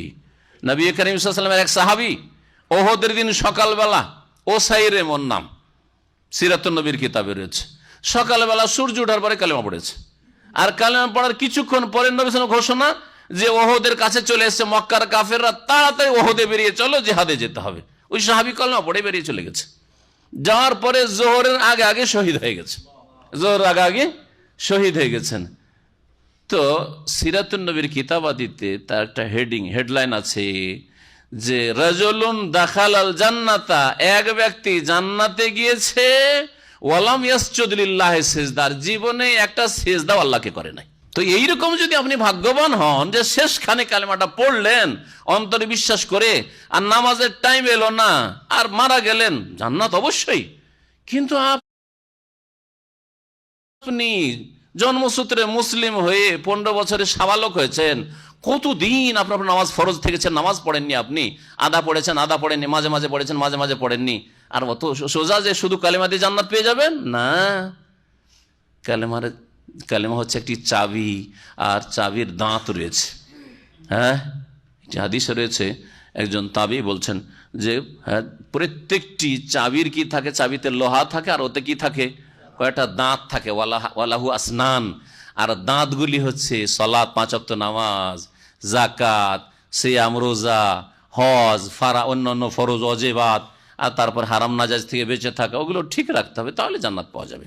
জি। তো শোনায় এই শানে নজুল, কেন এই আয়াতটি নাজিল হইল? নবী সাল্লাল্লাহু আলাইহি সাল্লাম কালেমা পড়তে বললেন যে আল্লাহর কাছে আমি এই কালেমাটা দিয়ে তো আপনাকে নিয়ে যেতে পারবো, জান্নাতে চেষ্টা করব। ফাকাল আবু জাহল ওয়া আব্দুল্লাহ বিন, সাথে সাথে আবু জাহেল এবং আব্দুল্লাহ বিন আবি উমাইয়া কি বলছি, আবা তালেব, হে আবু তালেব, আতার গাবান মিল্লাতে আব্দুল মুত্তালিব, তোমার বাবা আব্দুল মুত্তালিব তার ধর্ম থেকে তুমি ফিরে যাবে, শেষখানে বাপের ধর্ম ছেড়ে দিবে তুমি? আর আমার দেশের বিদাতিরা কি বলে, তোর বাপকে বাপ বলবি না অন্যকে বাপ বলবি? যদি আপনি কবর মাজার পূজা ছেড়ে চলে আসেন, অথবা মিলাদ করতেন, মিলাদ ছেড়ে চলে আসেন, কোরআন খানি বক্সানো কাজ করতেন, ওগুলো ছেড়ে চলে এসছেন, 40 মল্লিশা করতেন, ওগুলো ছেড়ে চলে এসছেন, আরো কিছু করতেন, ওই সব তরিকা মরিকা মানতেন, পীরের মুরিদ ছিলেন, ছেড়ে চলে এসছেন, তখন বিদাতিরা কি বলে, তোর বাপ ছাড়া অন্যকে বাপ বলবি? ওর বাপ দাদা ধর্মটা হয়ে ওর বাপ নাকি? আউযুবিল্লাহ, এটা তো আবু আবু ইয়ের কথা, আবু জাহালের কথা, যে আতার গাবান মিল্লাত আব্দুল মুত্তালিব। হ্যাঁ, তোমার বাবা আব্দুল মুত্তালিব যেই ধর্মের উপরে মরেছে সেই ধর্ম ছেড়ে তুমি অন্য ধর্মে চলে যাবে, তুমি বাপ দাদা অবমাননা করবে, তুমি অপদস্থ করা হবে বাপকে। এই বলা বলি চলতে, এইদিকে নবী সাল্লাল্লাহু আলাইহি ওয়াসাল্লাম বলেন চাচা কালেমাটা পড়ে নেন, ওইদিকে বলতে থাকে কি তুমি কি কি ভাবছো, মনে হচ্ছে তুমি দুর্বল হয়ে গেছো, তুমি ভাতিজার কথাতে নরম হয়ে গেছো মনে হচ্ছে, না তুমি ছেড়ে দিবে মনে হচ্ছে। শেষখানে আবু তালেবকে তৌফিক হলো না, বলছে আনা আল্লাহ মিল্লাতে আব্দুল মুত্তালিব, আমি বাপ আব্দুল মুত্তালিবের ধর্মের উপরেই মরবো, আমি ওর উপরেই থাকলাম। জি সুবহানাল্লাহ, এর নাম হচ্ছে তৌফিক। মানুষ চেষ্টা করলে আল্লাহ তৌফিক দান করেন, চেষ্টা ছিল না। বাপদাদার ধর্ম তার কাছে প্রাধান্য পেয়েছিল ওহীর ওপর, রিসালাতের উপর, রাসূলের ওপর। ভাতিজা ছোট হইল রাসূল, আর বাপ আব্দুল মুত্তালিব বড় হইল, বয়োজ্যেষ্ঠ হইল, মুরব্বী হইল, তিনি রাসূল না। যখন রাসূলের ওপর, রিসালাতের ওপর, রাসূলের কাছে ওহী এসেছে, কোরআন এসেছে, কোরআনের ওপর যখন বাপদাদার ধর্মকে প্রাধান্য দিল, তখন আল্লাহ পাক হক মানার তৌফিক দিলেন না। তাহলে এইরকমই যদি আপনার অবস্থা হয়, আপনাকে কোরআন এবং হাদিসের দলিলের কথা কেউ বলছে, আর অন্যজন বলছে বাপদাদার ধর্মের কথা বলছে, মেজরিটির কথা বলছে, এখন কোন দিকে যাবেন নেন আপনি কোন তরিকায় যাবেন? আপনি যদি আবু তালেবের রাস্তা ধরেন তো সেটা আপনার জন্য, হ্যাঁ আপনার জন্য, আর তার যা পেতে হয় তা পাবেন, আপনি পাও না। আর যদি আপনি ওহীর সাথে থাকেন, রাসূলের সাথে থাকেন, তাহলে তার উত্তম বদল আল্লাহ পাকের কাছে পাবেন। নবী করিম সাল্লাল্লাহু আলাইহি ওয়াসাল্লাম দেখেন চাচা তো কুফরি অবস্থায় মরেই গেল, তবে চাচাকে বললেন চাচা লা আস্তাগফিরান্না লাকা মা লাম উনহা আনকা, অবশ্যই আপনার জন্য আল্লাহর কাছে ক্ষমা চাইতে থাকবো যতক্ষণ আল্লাহ আমাকে নিষেধ না করবেন। যতক্ষণ আল্লাহ নিষেধ না করেছেন, আপনি কুফরি অবস্থায় মারা গেলে কি হবে? আল্লাহর কাছে আমি চাইবো, আপনি কত দরদি, কত হিতাকাঙ্ক্ষী, কত যে আপনি আমার জন্য আপনি ব্যথায় ব্যথিত হয়েছেন আর আমার সাথ দিয়েছেন, আপনার জন্য আল্লাহর কাছে ক্ষমা চাইতেই থাকবো। এই আয়াত নাজিল হয়ে গেল। এখন আয়াতে আসেন, ফানাজালাত, কি আয়াত নাজিল হলো? আল্লাহ পাক 113 নম্বর আয়াত বলছেন তাতে সূরা তওবার, মা কানা লিন-নবী ওয়াল্লাযীনা আমানু, নবীর জন্য এবং মুমিনদের জন্য, বিশ্বাসীদের জন্য উচিত নয়, সমীচীন নয়, কি আইয়াস্তাগফিরু লিল মুশরিকিন, যে বহুত্ববাদী মুশরিকদের জন্য ক্ষমা চাইবে। মুশরিকদের জন্য ক্ষমা চাওয়া নবীর জন্য উচিত নয়, আর মুমিন মুসলিমদের জন্য উচিত নয়। তাহলে এটা শুধু নবীর সাথে খাস না, কোন মুসলিমের জন্য জায়েজ নয় যে কোন মুশরিকের জন্য কি করবে, মরে যাওয়ার পরে, বেঁচে থাকাকালীন দোয়া করতে পারে হেদায়েতের, কিন্তু মরে গেল কুফর অবস্থায়, তারপরে ক্ষমা চাইবেন আল্লাহ পাকের কাছে, এটা জায়েজ নয়। ওয়ালাউ কানু উলি কুরবা, যদিও নিকটাত্মীয় হোক না কেন, মিন বাদে মা তাবায়্যানা লাহুম, এ কথা সুস্পষ্ট হয়ে যাওয়ার পরে যে আন্নাহুম আসহাবুল জাহিম, এরা জাহান্নামের অধিবাসী হয়ে গেছে, অর্থাৎ কুফরির অবস্থায় মারা গেছে, কুফরি শিরকের অবস্থায় মারা গেছে, তার মানে কি হয়ে গেছে, জাহান্নামে চলে গেছে, জাহান্নামের অবস্থা, জাহান্নামে অবস্থান করছে, তাদের সিজ্জিনে তাদের আত্মা চলে গেছে। সুতরাং এটা জানার পরে কোন মুমিনের জন্য, এমনকি নবীর জন্য জায়েজ নয় যে মুশরিকের জন্য কি করবে, আল্লাহর কাছে ক্ষমা চাইবে। তাহলে স্পষ্ট কখন হয় যে এই লোকটি কুফরি অবস্থায় মারা যাবে বা গেল? কখন স্পষ্ট হয়? কুফরি অবস্থায় মারা গেলে। যতক্ষণ মারা যায়নি নিরাশ হওয়ার কিছু নেই, তাহলে ততদিন পর্যন্ত হেদায়েতের দোয়া করবেন, হেদায়েতের দোয়া করবে, এটা তো স্পষ্ট। কিন্তু যদি তখন আল্লাহ আমার বাপ মুশরিক হয়ে রয়েছে, নতুন মুসলমান হয়েছেন, হয়তো বাপ হিন্দু রয়েছে, মা হিন্দু, আমার মাকে তুমি মাফ করে দাও, বলা যাবে না? যাবে না। বাপ আপনার কবর পূজারী, কবর পূজা আর হিন্দুদের পূজা একই পূজা, কোনো পার্থক্য নেই, কিন্তু কোরআন হাদিসের দৃষ্টিতে কোনো পার্থক্য নেই। বহুত্ববাদ, বহুত্ববাদ, একত্ব আর বহুত্ব, ব্যাস। জি, এক আল্লাহর ইবাদত করেন না বহুর, এই হচ্ছে ব্যাস, সেটা যেই আকারই পূজা করেন না কেন। তো কথা হচ্ছে যে আপনার বাপ যদি মুশরিক হয়, মা যদি মুশরিক হয়, অথবা কেউ মুশরিক হয়, তাদের জন্য হেদায়েতের দোয়া তো কথাটি স্পষ্ট। কিন্তু যদি এই কথা বলেন যে আল্লাহ আমার মাকে তুমি ক্ষমা করে দাও, হ্যাঁ, মায়ের তওবা তুমি কবুল করো, এই ধরনের ভাষাগুলি বলা যাবে কি না? একদল বলে যাবেন না, অন্যরা একটু চিন্তা করো, যাবে না যাবে না? যাবে বলা কেউ আছে? যারা বলছেন যাবে হাত উঠান। যাবে দল খুব হালকা মনে হচ্ছে, কিন্তু যাবে? মাশাআল্লাহ, আওয়াজ জোরে আছে, সাহস আছে। তাহলে কি করে যাবে? কি করে আল্লাহর কাছে ক্ষমা চাইছেন? ও তো কাফের। হেদায়েত দেওয়ার মাধ্যমে। আল্লাহ তুমি হেদায়েত দিয়ে তাকে ক্ষমা করা। তো ক্ষমা চাওয়া মানে হেদায়েত চাওয়া। যদি আপনি ক্ষমা চাইছেন, সরাসরি ক্ষমা আল্লাহ করবেন না। তো যখন ক্ষমা চাইছেন, যদি দোয়া কবুল হয় তো আল্লাহ হেদায়েত দিবেন, তার মধ্যে ঈমান দেবেন, সে তৌহিদ প্রতিষ্ঠাকারী হবে, শিরক মুক্ত হবে, কুফরি মুক্ত হবে, নাস্তিকতা মুক্ত হবে। তাহলে তার কি হবে? ক্ষমা হয়ে যাবে, হেদায়েত হবে, তার সাথে সাথে ক্ষমা হয়ে যাবে। সুতরাং ভাষা পরিবর্তন হলে কোনো অসুবিধা নেই যতক্ষণ বেঁচে আছে। এখন একটা প্রশ্ন উঠে যায় যে নবীকে আল্লাহ নিষেধ করলেন যে মুশরিকদের জন্য দোয়া করা যাবে না, এইরকমই মুমিন মুসলিমদেরকেও নিষেধ করলেন। তো ইব্রাহিম আলাইহিস সালাম কি করে তার বাবা আজর ইন্তেকালের পরে কি করে দোয়া করেছেন বাপের জন্য? যে আল্লাহ আমার বাপকে ওয়াগফিরলি আবি ইন্নাহু কানা মিনাদ দাল্লিন, কোরআনে কারিমে রয়েছে। হ্যাঁ, যে আল্লাহ আমার বাপকে মাফ করে দাও, সে তো গুমরাহ হয়ে মারা গেছে।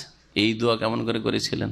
এর উত্তর আল্লাহ পরের আয়াত 114 নম্বর আয়াতে দিচ্ছেন। এই যে আয়াতটি আবু তালেব সম্পর্কে নাযিল হয়েছে, এটা হচ্ছে প্রসিদ্ধ বুখারী মুসলিমের riwayat। আর একটি riwayat রয়েছে মুসলিমে, কেউ কেউ ওই ঘটনাটিকেও এখানে পেশ করেছেন যে ওই সময় নাযিল হয়েছে। নবী করিম সাল্লাল্লাহু আলাইহি ওয়াসাল্লাম যখন একবার মদিনা থেকে মক্কা যাচ্ছিলেন, তো রাস্তায় ওনার আম্মা আমেনা ইন্তেকাল করে আবুয়া নামক স্থানে। এখনো আবুয়ার বোর্ড পাবেন, মদিনা থেকে মক্কার দিকে যেতে কিছু দূর যাওয়ার পর দেখবেন আবুয়া লেখা আছে আরবিতে। তো এই আবুয়া নামক স্থানে ইন্তেকাল হয়। ওখানে যখন পৌঁছলেন তো নবী করিম সাল্লাল্লাহু আলাইহি ওয়াসাল্লাম মায়ের কবরটা দেখার জন্য জিয়ারত মানে কি? জিয়ারত মানে দেখা। কিন্তু আমাদের দেশের মানুষরা জিয়ারত মানে কি বুঝে? শুধু দেখা না, যে কবরটা দেখে চলে গেলে ওটা জিয়ারত হলো না।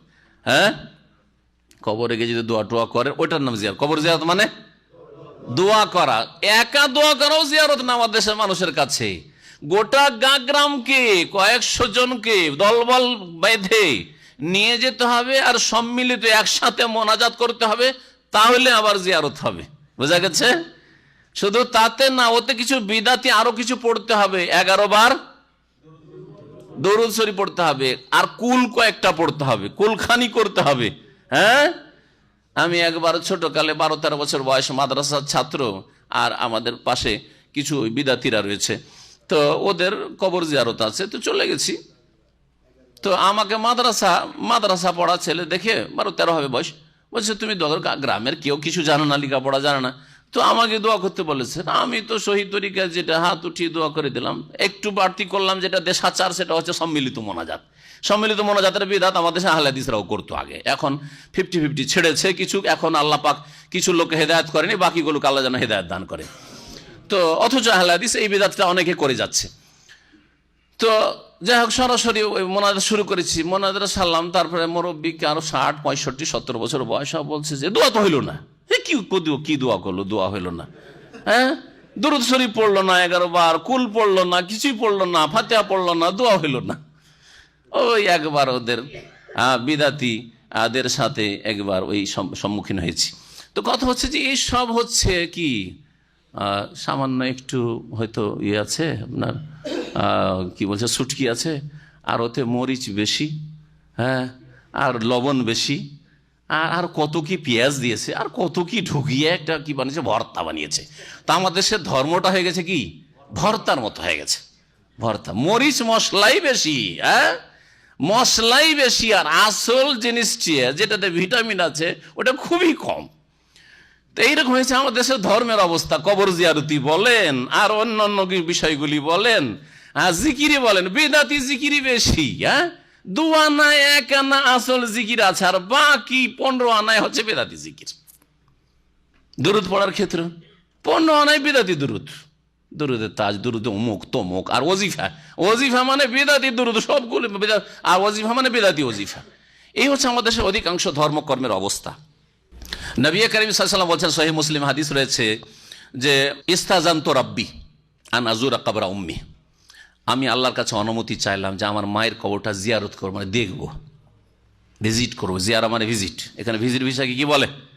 জিয়ারা ভিসা বলছে। আন আযুরা কবরা উম্মি, আমার মায়ের কবরটা ভিজিট করবো, দেখবো একটু। ফাওয়াজান আলী, আল্লাহ অনুমতি, ঠিক আছে দেখো। সুম্মা ইস্তাজানতু রাব্বি, তারপর আমার রবের কাছে একটু অনুমতি চাইলাম, আন আস্তাগফিরাল্লাহ, তার জন্য ক্ষমা চাই, আল্লাহ আমার মাকে ক্ষমা করবে, তুমি ক্ষমা চাইতে চাই তোমার কাছে, আমি মার্জনা কামনা করি, আমার মায়ের জন্য এই দোয়া করব, তুমি এই দোয়া শুনবে। অনুমতি চাইলেন, প্রথম পারমিশন আল্লাহ পাকের কাছে। ফালাম ইউজাল্লি, আমাকে অনুমতি দেওয়া হইল না, আমাকে অনুমতি দেওয়া হইল না। আয়াত নাজিল হয়েছে, এই আয়াত নবীর জন্যও জায়েজ নয়, কোনো মুমিন মুসলিমের জন্য জায়েজ নয় যে মুশরিকের জন্য কি করবে, ইস্তেগফার করবে, ক্ষমা চাইবে। তো নবী সাল্লাল্লাহু আলাইহি ওয়াসাল্লাম মা শিরকের অবস্থায় মারা গেছেন, হ্যাঁ, পুতুল পূজা প্রতিমা পূজার অবস্থায় মারা গেছেন, সুতরাং নবী করিম সাল্লাল্লাহু আলাইহি ওয়াসাল্লামকে অনুমতি দেওয়া হয়নি। সহিহ মুসলিমের হাদিস রয়েছে। তারপরে ইব্রাহিম আলাইহিস সালাম যে বাপের জন্য দোয়া করেছিলেন, তো এই যে সংশয়, তাহলে ইব্রাহিমের জন্য যদি দোয়া করা চলে বাপ কুফর অবস্থায় মারা যাওয়ার পর, তো আমার জন্য কেন চলবে না, আমার নবীর জন্য কেন চলবে না? এর উত্তর আল্লাহ স্বয়ং দিচ্ছেন, ওমা কানা ইস্তিগফারু ইব্রাহিম আলী আবিহি ইল্লা আন মাউইদাতিন ওয়াদাহা ইয়্যাহ। ইব্রাহিম আলাইহিস সালামের ক্ষমা চাওয়া যে ছিল তার পিতার জন্য, এটি একমাত্র ছিল ইল্লা আন মাউইদাতিন ওয়াদাহা ইয়্যাহ, একটি প্রতিশ্রুতির ভিত্তিতে, যে প্রতিশ্রুতি তিনি করেছিলেন তার পিতার সাথে, যে আব্বা আপনি আমার কথা শোনেন আর না শোনেন, আপনি ইসলাম কবুল করেন আর না করেন, ঈমান নিয়ে আসেন আর না নিয়ে আসেন, প্রতিমা পুতুল পূজা আর প্রতিমা বানানো ছাড়েন আর নাই ছাড়েন, লা আস্তাগফিরান্না লাক, আপনার জন্য আমি কি করব, ক্ষমা চাইব, আমি ক্ষমা চাইব আপনার জন্য। এই যে একটা ওয়াদা করেছিলেন, এই জন্য আল্লাহ পাকের কাছে এই বাপের ইন্তেকালের পরে ওয়াগফির লি আবি, আল্লাহ আমার বাপকে মাফ করো। আল্লাহ তাকেও বারণ করেছেন পরে যে না, তোমার বাপের জন্য চাওয়া যাবে না।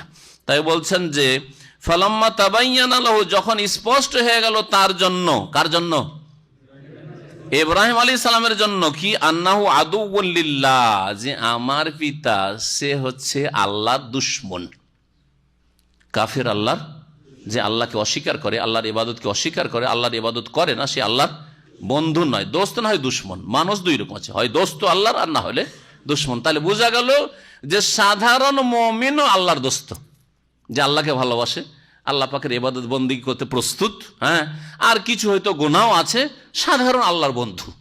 এই জন্য ওলি মানে খাস লোক হইতে হবে, একবার স্পেশাল, এটা সংজ্ঞাই ভুল আসলে, হ্যাঁ, এই ব্যাখ্যাই ভুল আসলে। প্রত্যেক মুমিন মুসলিম আল্লাহ পাকের বন্ধু, সাধারণ বন্ধু। আর খাস বন্ধু হওয়ার জন্য আপনি চেষ্টা চালান, ফরজ ওয়াজিব সুন্দর করেন, আর নফল সুন্নত মুস্তাহাব বাড়ান, হারাম নাজায়েজ থেকে বাঁচুন, আর অপছন্দনীয় মাকরুহাত থেকে বাঁচুন, আর বেশি বেশি নফল ইবাদত বন্দেগী বাড়ান আপনি, আর আল্লাহ পাক রব্বুল আলামিনের সান্নিধ্য লাভের চেষ্টা করেন।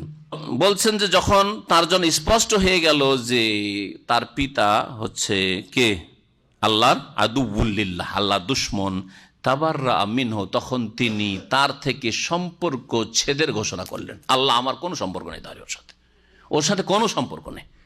জানতেন না যে কাফের অবস্থায়, কুফরি অবস্থায়, শিরকের অবস্থায় মারা গেলে দোয়া করা যাবে না, যখন আল্লাহ জানিয়ে দিলেন, আল্লাহ আর এর জন্য দোয়া করবো না কোনোদিন। ইন্না ইব্রাহিম আল্লাহ আউয়াহুন হালিম, নিঃসন্দেহে ইব্রাহিম আলাইহিস সালাম, লাম তাকিদ, আউয়াহ, আউয়াহুন মানে হচ্ছে কোমল হৃদয়, কোমল, কোমল মানে কি, কোমল মানে হচ্ছে নরম, আর কমল মানে, হ্যাঁ, পদ্মফুল, মাশাআল্লাহ, জানছেন তাহলে। কমল, কমল মানে হচ্ছে পদ্মফুল, কিন্তু কোমল, কোমল মানে হচ্ছে নরম, হ্যাঁ, কোমলমতি। তো ইব্রাহিম আলাইহিস সালাম কোমল হৃদয়ের ছিলেন, নরম হৃদয়ের ছিলেন, হ্যাঁ, নরম অন্তরের লোক ছিলেন। আর হালিমুন, তিনি বড়ই সহনশীল ছিলেন, বড়ই ধৈর্যশীল, সহনশীল ছিলেন তিনি। ওমা কান আল্লাহু লিইউদিল্লা কওমান বাদা ইয হাদাহুম হাত্তা ইউবাইয়িনা লাহুম মা ইয়াত্তাকুনাল্লাহ বিকুল্লি শাইইন আলিম।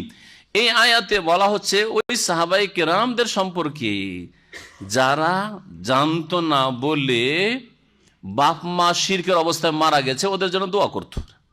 সাহাবায়ে কেরাম অনেকে মুহাজিরিন আনসার, বাপ মা শিরক কুফরের অবস্থায় মারা গেছে, ওদের জন্য ওরা দোয়া করতেন সাহাবায়ে কেরামরা। এই মাসলা জানা ছিল না যে দোয়া করা যাবে না মুশরিক কাফেরের জন্য। তাদের তখন সংশয় হইতে লাগলো, আর পেরেশান হয়ে গেলেন যে আল্লাহ তো নাফরমানি করে ফেললাম, আল্লাহ নবীকে নিষেধ করেছেন চাচার জন্য দোয়া করতে, তাহলে আমাদের জন্য তো জায়েজ না, আর মুমিনদের জন্য নিষেধ, তাহলে আমরা তো বড় অন্যায় করে ফেলেছি। তো আল্লাহ কিয়ামতের দিন ধরবেন যে এত তোর আত্মীয় স্বজন কাফের মুশরিকের জন্য দোয়া করেছিস, জবাব দে। তো কি জবাব দিব আল্লাহর কাছে? তো জাহান্নামে চলে যেতে হবে। এই ভয় বড়ই অন্তরে তাদের আসলো সাহাবায়ে কেরামদের। তখন আল্লাহ পাক তাদের অন্তরের ভয়কে দূর করছেন। দেখো, আল্লাহ যতক্ষণ তোমাদের না জানিয়ে দিয়েছেন ততক্ষণ পাকড়াও করবেন না, সতর্ক সাবধান করে দেওয়ার পরে যদি অন্যায় কাজ করো তাহলে আল্লাহ পাকড়াও করবেন। বলছেন ওমা কান আল্লাহু লিইউদিল্লা কওমান, আর তাদের এই ধারণা হয়েছিল সাহাবায়ে কেরামদের, তাহলে তো আমরা গুমরাহ হয়ে গেছি, কারণ কাফের মুশরিকদের জন্য দোয়া করেছি, মাগফিরাতের মার্জনা কামনা করেছি, তার মানে তো আমরা গুমরাহ। তো এই জন্য আল্লাহ বলছেন যে ওমা কান আল্লাহু লিইউদিল্লা কওমান, আল্লাহ পাক এমন সত্তা নন যে কোন জাতিকে পথভ্রষ্ট করে দেবেন বাদাইজ হাদাহুম, তাদেরকে সঠিক পথ প্রদর্শনের পরে, হেদায়েত করার পরে, হাত্তা ইউবাইয়ানা লাহুম মা ইয়াত্তাকুন, যতক্ষণ পর্যন্ত তাদের জন্য বর্ণনা না করে দেন স্পষ্টভাবে যে কি থেকে তারা বাঁচবে, মা ইয়াত্তাকুন, যে কি থেকে বাঁচবে, কোন পাপগুলি থেকে বাঁচবে, কোনগুলি পাপ, কোনগুলি ভুল। হ্যাঁ, মুশরিক যদি মারা যায় শিরকের অবস্থায়, কুফরের অবস্থায়, তাহলে তাদের জন্য দোয়া করা যাবে না। যতক্ষণ আল্লাহ বর্ণনা না করে দিয়েছেন ততক্ষণ পর্যন্ত কোন জাতিকে গোমরাহ বলে, পথভ্রষ্ট বলে আল্লাহ আখ্যায়িত করবেন না। ইন্নাল্লাহা বিকুল্লি শাইইন আলিম, নিঃসন্দেহে আল্লাহ পাক রব্বুল সবকিছু সম্পর্কে সর্বজ্ঞ, সবকিছুই জানেন। ইন্নাল্লাহা লাহু মুলকুস সামাওয়াতি ওয়াল আরদ, নিঃসন্দেহে আল্লাহ পাকের জন্য আসমান এবং জমিনের মালিকানা রয়েছে। ইউহয়ি ওয়া ইউমীত, তিনি প্রাণ দান করেন এবং তিনি মৃত্যু দান করেন। হায়াত মওতের মালিক একমাত্র তিনি। আল্লাহ কি বলছেন? হায়াত মওতের মালিক কে? আল্লাহ। তাহলে ছেলে মেয়ে আবার মাজারে কি করে পাওয়া যায়? সুস্থতা আবার মাজারে রোগ কি করে ভালো হয়? হায়াত মওতের মালিক সব তো আল্লাহ। তাহলে এই তো বড় মুশরিকদের কাজ, যারা মনে করে যে কবর মাজারে ওলি আউলিয়া আমাদের ছেলে মেয়ে দিতে পারে। হায়াত মওতের মালিক একমাত্র আল্লাহ পাক রব্বুল আলামিন। ওমা লাকুম মিন দুনিল্লাহি মিন ওয়ালি ওয়ালা নাসির, তোমাদের জন্য আল্লাহ ছাড়া না কোনো বন্ধু রয়েছে, পৃষ্ঠপোষক রয়েছে, আর না কোনো সাহায্যকারী রয়েছে। লাকাদ তাবাল্লাহু আলান নবী ওয়াল মুহাজিরিন ওয়াল আনসার, নিঃসন্দেহে আল্লাহ রাব্বুল আলামিন তওবা কবুল করেছেন। এই লাকাদ তাবাল্লাহু আলান নবী ওয়াল মুহাজিরিন ওয়াল আনসার আল্লাযীনা তাবাউ ফি সাআতিল উসরা, এখান থেকে তাবুক যুদ্ধের কথা আল্লাহ পাক রব্বুল আলামিন বর্ণনা করছেন। তাবুক যুদ্ধের কথা এর আগে থেকে আলোচনা হয়ে চলে আসছে, ঠিক না? তাবুক যুদ্ধে বের হওয়ার কথা, কিন্তু তাবুক যুদ্ধে যেই সব লোকেরা যায়নি তারা কয় রকম ছিল? একদল ছিল মুনাফিক। মুনাফিকরা মিছামিছি অজুহাত পেশ করে, কিছু লোক আগে অজুহাত পেশ করেছিল যে আমরা যেতে পারবো না কারণ আমাদের এরকম অসুবিধা আছে।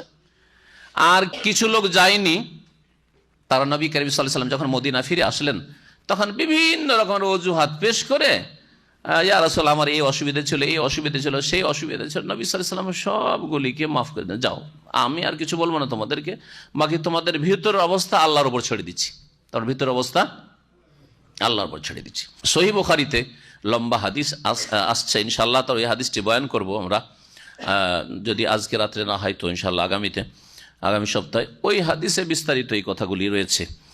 আর এক দল ছিলেন যারা মুমিন, কিন্তু যাবজাসি করে পিছিয়ে থেকে গেছিলেন আর যাওয়া হয়নি, কাজ কাম একটু গুছিয়ে নি আর তারপরে বেরিয়ে যাব, সাথ ধরে নেবো, যাওয়া হয়নি। তাদের এক দলের কথা এর আগে উল্লেখ করা হয়েছে গত সপ্তাহে। আবু লুবাবা আনসারী এবং তার কয়েকজন সাথী সঙ্গীরা ছিলেন, তারা নিজেরাকে নিয়ে এসে মসজিদ নববীতে বেঁধে দিয়েছিলেন, তাদেরও তওবা কবুল হলো।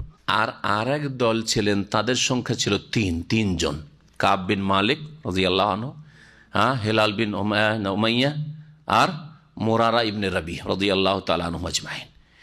এই তিনজন সাহাবী, সবাই মুনাফিকরা সব নিজের নিজের ওজর যখন পেশ করলো, কিছু মুনাফিকরাও বললো, আত্মীয় স্বজন বংশের লোকেরা বললো যে সবাই ওজর পেশ করে মুক্ত হয়ে গেল, নবী সবাইকে মাফ করে দিয়েছেন।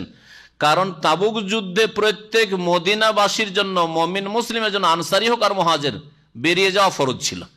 এটা ফরজে আইন ছিল, ফরজে কিফায়া ছিল না, যার ফলে কোনো শরীয়তি ওজর না থাকলে যেতেই হইতো। তো কাবিরা গুনাহ করেছে, জানি নবী করিম সাল্লাল্লাহু আলাইহি ওয়াসাল্লামের কথা অমান্য করেছে, আল্লাহর হুকুম অমান্য করেছে, ফিরু আল্লাহ বলেছেন সূরা তাওবাতে এই আয়াতগুলো তাফসীর হয়েছে। সবাই পরামর্শ দিতে বলছে যে কি বলে যাব, মিথ্যা কথা বলতে পারবো না, সবাই মিথ্যা কথা বলেছে, আমরা মিথ্যা কথা বলবো না। নবী করিম সাল্লাল্লাহু আলাইহি ওয়াসাল্লাম ডাকালেন, ওদেরকে ডাকালেন যে কি হয়েছে, কেন যায়নি দেখি। নবী করিম সাল্লাল্লাহু আলাইহি ওয়াসাল্লামের সামনে হাজির হলেন, আর হাজির হয়ে যে কথাটি বলেছিলেন সেই অংশটুকু শুধু আজকে বলি, আর তারপরে ইনশাআল্লাহ লম্বা হাদিস, তার তওবা, তাদের তওবা, এই তিনজনের তওবা কবুলের ঘটনা একটা 1.5 ঘন্টা হয়তো লাগবে, কি তারও বেশি লাগবে, আল্লাহ জানে। এই হাদিস রয়েছে, ইনশাআল্লাহ শোনাবো। বলছেন যে মুনাফিকরা সবাই এক এক করে আসলো, আর আসার পরে সব ওজর পেশ করতে লাগলো। নবী করিম সাল্লাল্লাহু আলাইহি ওয়াসাল্লাম তাদেরকে ক্ষমা করে দিলেন এবং ওয়ায়াকিলু সারাইর আল্লাহ, ভিতরের খবর, তোমাদের খবর আল্লাহ ভালো জানেন, আল্লাহকে সুপুর্দ করে দিলাম। হাত্তা জিতু, কাব বিন মালিক বলছেন আমি আসলাম, ফালাম্মা সাল্লামতু আলাইহি, সবার আশা শেষ হয়ে, ওজোর পেশ করা শেষ হয়ে, মদিনায় এখন বাকি তিনজন অপরাধী যাদের ওজোর নবী সাল্লাল্লাহু আলাইহি ওয়াসাল্লাম জানতে পারেনি, কেন গেল না এরা? আর তিনজনই খাঁটি সাহাবী, তারা মুনাফিক না, কেন যায়নি এরা? বলছেন কাব বিন মালিক যে আমিও আসলাম, আসার পরে সালাম বললাম নবী সাল্লাল্লাহু আলাইহি ওয়াসাল্লামকে, মুচকি হাসলেন যখন সালাম বললাম, তখন তাবাসসামাল মুগজিব, মুচকি হাসলেন কিন্তু রাগান্বিত ব্যক্তির মুচকি হাসার মতো, যে রেগে থাকে আর হাসি মুখে থাকে তার হাসিটা একটু অন্যরকম হয়, তাই না? ওই রকম হাসা হাসলেন, একটু মুচকি হাসি নবী করিম সাল্লাল্লাহু আলাইহি সাল্লাম। সুম্মা কাল আলী, তারপরে তাল তাল বলে নবী সাল্লাল্লাহু আলাইহি সাল্লাম, ফাজিয়েতু আমশি, কাছে আসলাম, হাত্তা জালাস্তু বাইনা ইয়াদিহি, নবী করিম সাল্লাল্লাহু সামনে বসে, ফাকাল আলী মা খাল্লাফাকা, কি জন্য তুমি পিছনে থেকে গেলে, আমাদের সাথে গেলেন? আলাম তাকুন কাদ ইশতারাইতা জাহরান, তোমার কি বাহন ছিল না? তোমার কাছে তো উট ছিল, সাওয়ারির ব্যবস্থা ছিল। তখন তিনি বললেন যে ওজোর ছিল। নবী করিম সাল্লাল্লাহু আলাইহি সাল্লাম বললেন, শুনে সত্য কথা একবারে বলে দিলেন, একেবারে যে যাবো যাচ্ছি করতে করতে পিছিয়ে গেলাম, আর যাওয়া হলো না ইয়া রাসূলুল্লাহ, আমাদের আর শারীরিক বা পারিবারিক কোনো ওজোর ছিল না। নবী করিম সাল্লাল্লাহু আলাইহি ওয়াসাল্লাম বললেন, ফাকাল রাসূলুল্লাহ আম্মা হাযা ফাকাদ সাদাক, এই কাব বিন মালিক আর এই দুই সঙ্গী যে তার তিনজন, এরা সত্য কথা বলেছে। কি বললেন নবী সাল্লাল্লাহু আলাইহি ওয়াসাল্লাম? মুনাফিকদের ব্যাপারে বলেননি যে এরা সত্য কথা বলেছে, ঠিক আছে তোমরা যখন ওজোর পেশ করছো, আল্লাহ মালিক যাও, ছেড়ে দিলেন তোমাদেরকে। কিন্তু এদের সম্পর্কে বললেন নবী করিম সাল্লাল্লাহু আলাইহি ওয়াসাল্লাম যে সত্য কথা, ফাকুম, যাও, হাত্তা ইয়াকজি আল্লাহু ফিক, যতক্ষণ পর্যন্ত আল্লাহ আসমানের ওপর থেকে কোন চূড়ান্ত ফয়সালা না করছেন। আল্লাহর সিদ্ধান্তের উপর ছেড়ে দিলাম, আল্লাহ যেই দিন তওবা কবুল করবেন তোমাদের তওবা ছেড়ে দিলাম। 50 দিন পরে তওবা কবুল হয়েছিল তাদের, হাদিস শোনাবো। এই যে তওবা যখন কবুল হলো, তখন এই আয়াত নাযিল হলো, যে আয়াত আমাদের সামনে রয়েছে, 117 নম্বর আয়াত এবং 118 নম্বর আয়াত। বলছেন আল্লাহ পাক রব্বুল লাকাদ তাবাল্লাহু আলান নবী, নিঃসন্দেহে আল্লাহ পাক রব্বুল আলামিন তওবা কবুল করেছেন নবী করিম সাল্লাল্লাহু আলাইহি ওয়াসাল্লামের। নবী সাল্লাল্লাহু আলাইহি ওয়াসাল্লামের কথা তার সম্মানার্থে উল্লেখ করা হয়েছে। নবী তো গিয়েছেন জিহাদে, হ্যাঁ, কিন্তু যারা যায়নি, ভুল করেছিল যাবোযাচি করে, তাদের কথা উল্লেখ করার আগে নবী করিম সাল্লাল্লাহু আলাইহি ওয়াসাল্লামের কথা উল্লেখ করা হয়েছে। তারপরে ওয়াল মুহাজিরিন, মুহাজিরিন যারা গিয়েছে তাদেরও তওবার প্রয়োজন রয়েছে, তাদেরও আল্লাহকে রাজি করার প্রয়োজন রয়েছে। তো আল্লাহ পাক তাদের সম্মানার্থে নবী সাল্লাল্লাহু আলাইহি ওয়াসাল্লামের কথা প্রথম উল্লেখ করেছেন, তারপরে মুহাজিরিনদের কথা, যারা হিজরত করে এসেছেন মক্কা থেকে মদিনা, তারা জিহাদে অংশ নিল, তাদের তওবা আল্লাহ কবুল করেছেন। ওয়াল আনসার, আর আনসারীদেরও আল্লাহ তওবা কবুল করেছেন, যারা জিহাদে গেছেন তাদের কথা উল্লেখ করার পরে ওই তিনজনের কথা পরের আয়াতে 118 নম্বর আয়াতে বিশেষ করে তিনজনের কথা উল্লেখ করে বলেছেন, আল্লাযীনা তাবাউ ফি সাআতিল উসরা, যারা নবী সাল্লাল্লাহু আলাইহি সাল্লামের অনুসরণ করেছিল, মানে নবীর কথা মেনেছিল, ফি সাআতিল উসরা, সংকটের মুহূর্তে। সাআতুন মানে মুহূর্ত, আর উসরাতুন মানে সংকট। এত সংকট ছিল সুবহানাল্লাহ, যে সেই সময় খাদ্য পানির কোনো ব্যবস্থা ছিল না। নবী সাল্লাল্লাহু আলাইহি সাল্লামের যারা অনুসরণ করেছিল, মানে জিহাদের সাথে গিয়েছিল তাবুকের যুদ্ধে, মিন বাদে মা কাদা ইয়াযীগু কুলুবু ফারীকিম মিনহুম, তাদের একটি দলের অন্তর বাঁকা হয়ে যাওয়ার উপক্রমের পরে, একটি দল মুমিন, তারা মুনাফিক নয়, তাদের অন্তর বাঁকা হইতে শুরু করেছিল, যে না হয় যাব না, এত কষ্টে কি করে যাব, এই রকমের উপক্রম হয়েছিল। তারপরেও সাহাবাই কেরামগণ, মুহাজিরিন, আনসার যারা কিছু দ্বিধাগ্রস্ত ছিলেন, তারাও অংশ নিয়েছিলেন। একমাত্র এই তিনজন মুমিন আর আবু লুবাবার দল কয়েকজন, 8-9 জন, আর বাকি মুনাফিকরা তো অনেকে ছিল যারা যায়নি। সুম্মা তাবা আলাইহিম, আল্লাহ পাক, অতঃপর আল্লাহ পাক তাদের তওবা কবুল করলেন।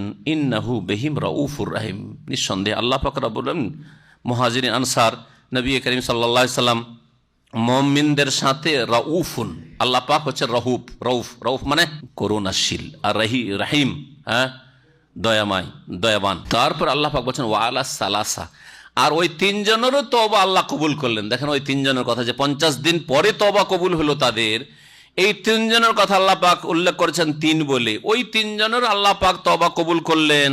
এখানে রয়েছে ওয়া তাবা আলা সালাসা, তাবা আলান নবী ওয়াল মুহাজিরিন ওয়াল আনসার ওয়া আলা সালাসা, ওই তিনজনেরও তওবা কবুল করলেন। আল্লাযীনা খুল্লিফু, যাদের তওবার বিষয়টিকে স্থগিত রাখা হয়েছিল, তাদের বিষয়ে সিদ্ধান্তকে স্থগিত রাখা হয়েছিল, যে আল্লাহ ফয়সালা করবে না, আমি কিছু ফয়সালা করলাম না তোমাদের।